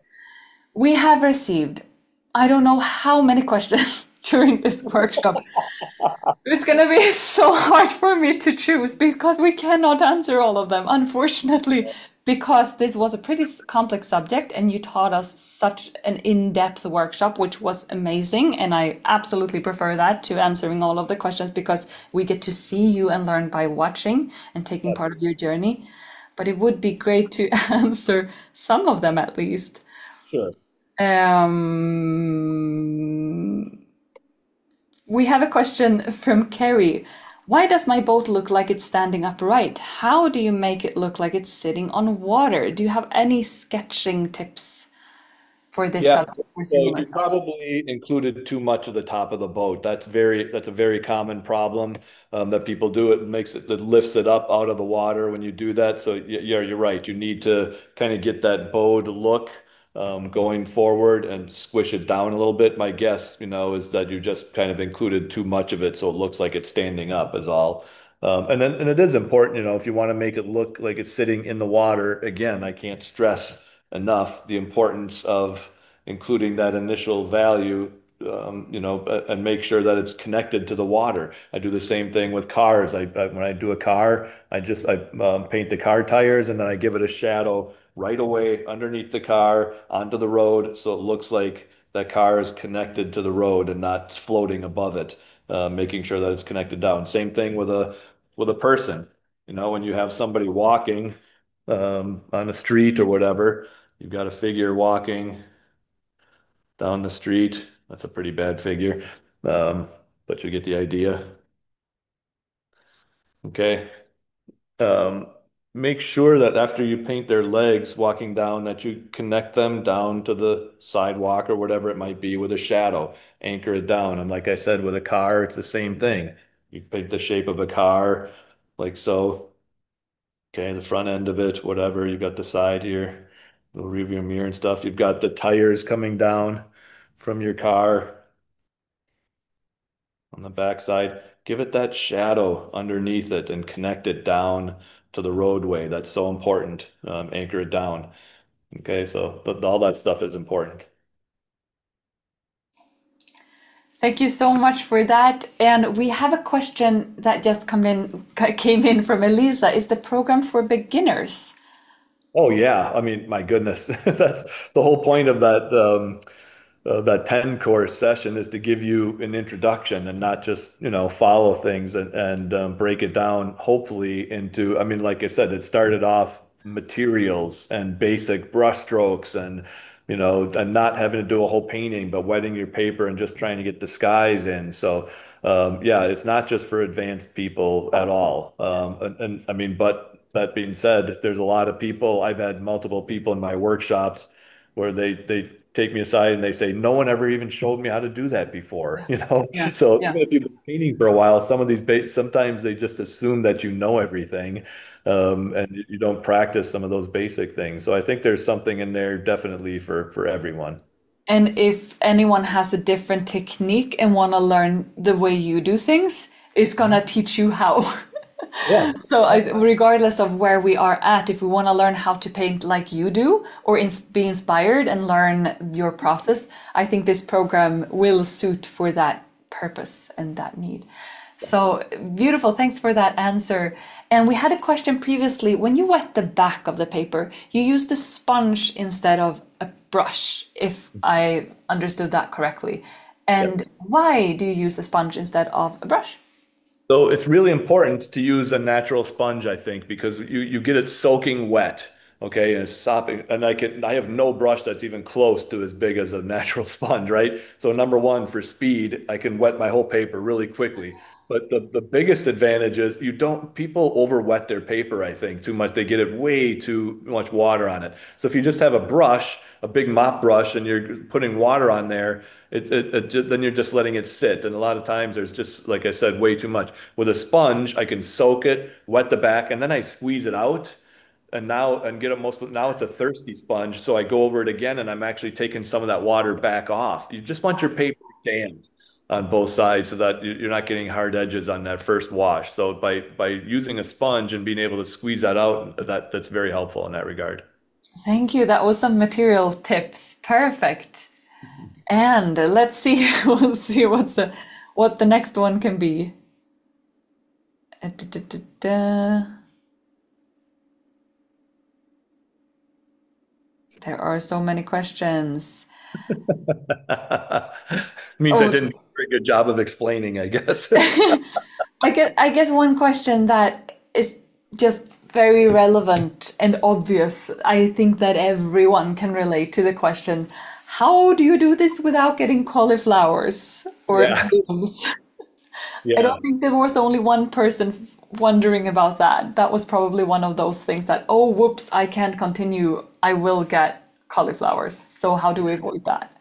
Yep, and that so much of that is just, I mean, it's a bad answer, of course, but it's just experience. You've got to get a comfort level for when your paper is still too damp. I can't come back into it yet. But when you're working from, that initial thing that I do with, working from kind of a bead on my paper, when you're doing that, it's so important. Make sure you're reloading your brush often enough. I'm just trying to get a little scrap piece of paper here somehow, somewhere. Here we go. So when you're doing that first technique of wetting your paper and reloading it often enough, so I've got a big fluid puddle here, right? And what happens is if you just start painting on dry paper and you're painting and painting and painting, and then you don't reload your brush enough, eventually you're going to start running out of paint and water. And now is the point where you go back to reload your brush, but it may be getting too dry there. So now you come back with even more paint and water and touch that, and you have more of a risk of this bleeding up into that area. Okay. Whereas if you get in the habit of a couple brush strokes, reload my brush, a couple brush strokes, reload your brush. Don't let it dry out on you. Make sure you're doing that. That's very helpful in controlling those cauliflowers. Okay. So you got to keep that leading edge of your paint wet. And using a big enough brush for the surface that you're painting also, I guess. Yep, exactly. So a cauliflower is just a wetter, you've got more moisture here and it creeps up into a drier area before it's dry. So the way to avoid that is don't let this dry. Keep it wet and fluid. So yeah, I just think that's a big thing is people don't reload their brush often enough. We had one question also from Tanya on how do we translate the colors good enough if we're good at the value study? If we're like, yeah, I've nailed it. And then we struggle with the color. Do you have any advice on how to transition to getting the colors and values right?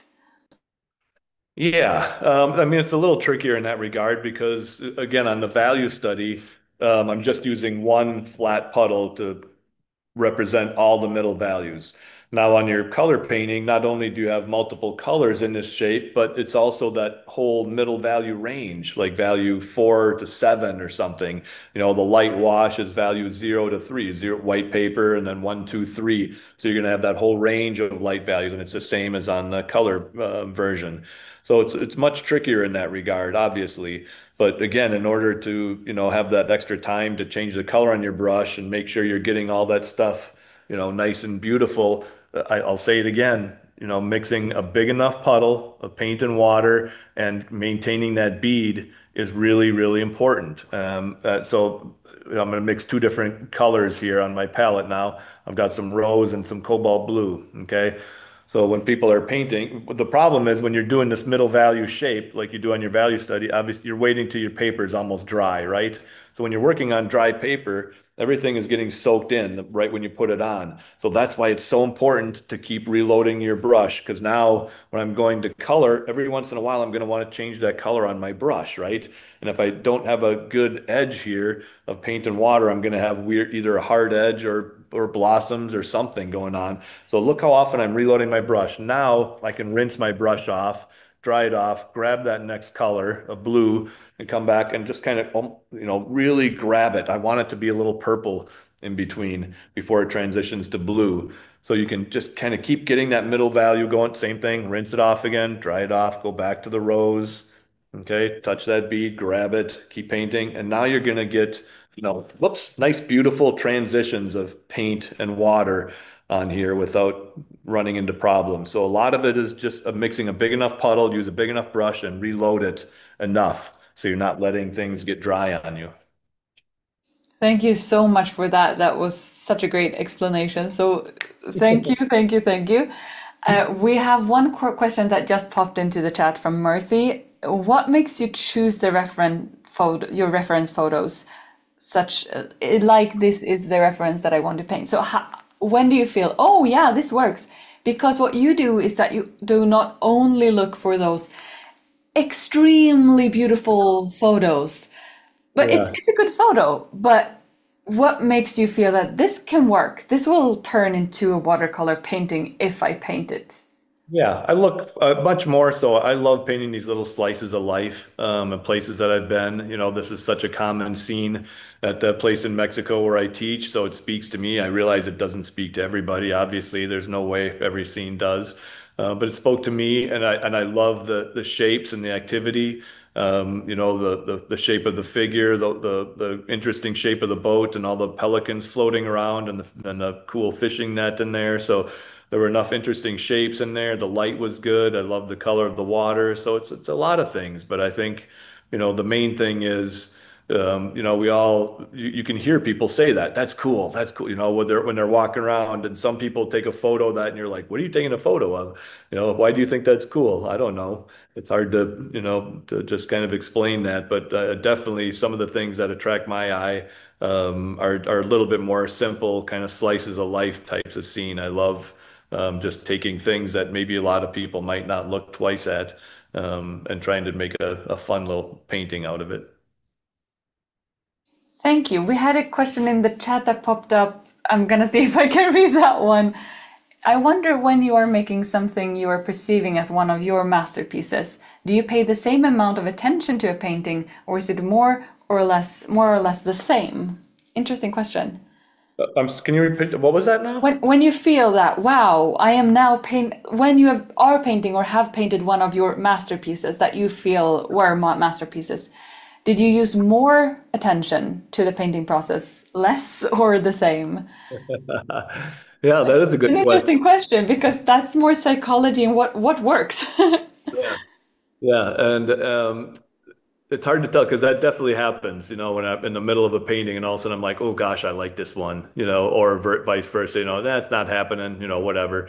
So you do kind of get that gut sense of what's going on there, but it's kind of a catch-22 because, halfway through it, all of a sudden you get this sense that I like this painting, and so you don't want to screw it up. And you tighten up what you're doing. That's kind of a dangerous game to play as well, because oftentimes what happens in those earlier stages, like I said, those big wet into wet stages, and the middle value, a lot of things are just happening on the paper that you can anticipate a little bit, but you can't really control. And then all of a sudden you come back and you're starting to be like, oh my gosh, this is really cool. I want to control this painting. So you've got to be careful about that in that regard. But your mindset definitely does change a little bit. The only other thing I will say in that regard is when I first started to paint and I was trying to get into American Watercolor Society, I used to try and do a painting. I would literally sit down with a scene and say, before I even started the painting process, like this is going to be my painting that I'm going to submit. I hadn't even put brush pencil to paper or anything, but that was my mindset because I love the subject and the reference photograph, and I would get rejected all the time when I was trying to get in there the first 5 years at least. Rejection letter, rejection letter. And then one year I kind of missed the deadline. I didn't do a painting for the show. And I just went in and I pulled out a small quarter sheet plein air painting that I'd done as a demonstration at a workshop in Mexico. It wasn't a big painting. It was real loose, but I loved it.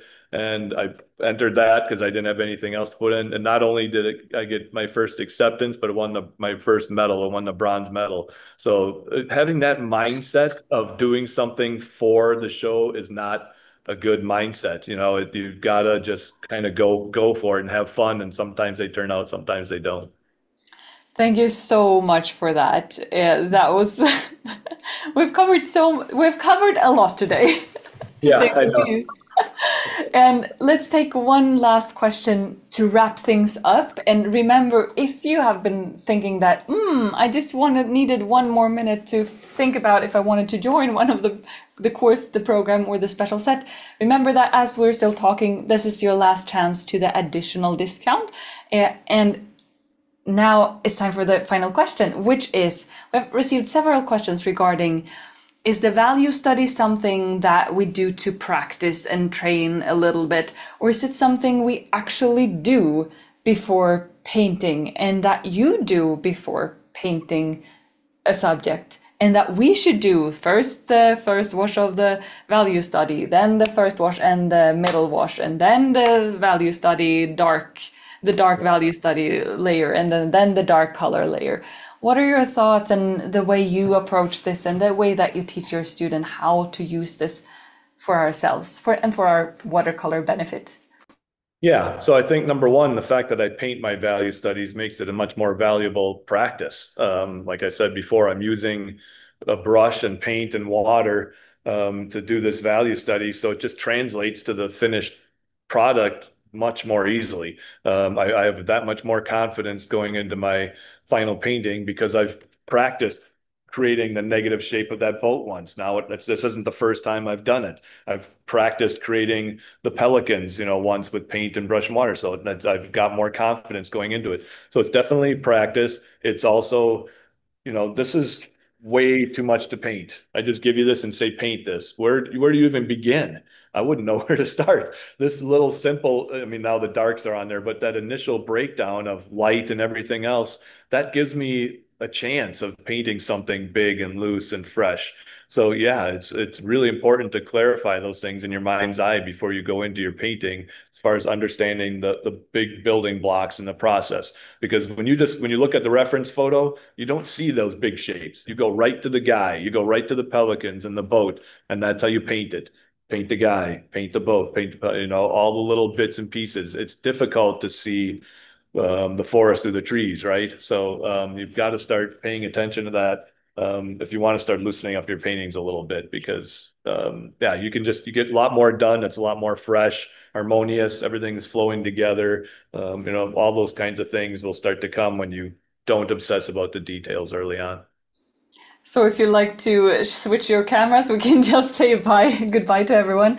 And just huge thank you to sharing so much. I'm super grateful that we could do this and that you were able to take the time to do this and to share so generously. And thank you to everyone who joined and created this beautiful international community that we are experiencing. And oh my, what a bunch of info and inspiration. And this was like a whole course in itself today, Andy. So huge thank yous for sharing so generously with all of us. My pleasure. And thanks to everyone for tuning in. That's awesome. Do you have any final words to anyone who felt this was inspiring but also a bit scary?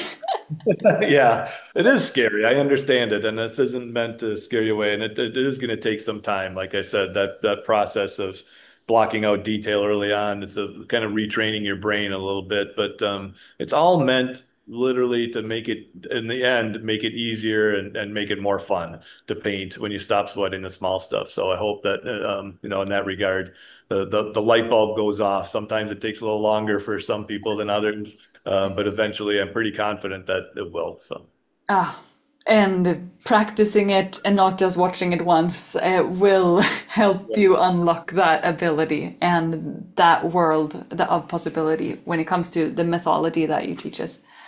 I've seen this a few times, and every time it's like, I'm beginning to grasp it more, Yeah, I which know. is so rewarding. So Yeah. join the program or the course if you want to really learn this and just take this inspiration, use it, fuel yourself with this inspiration, and yeah, paint. And Paint. This is what people. thank you so much. Take care, everyone.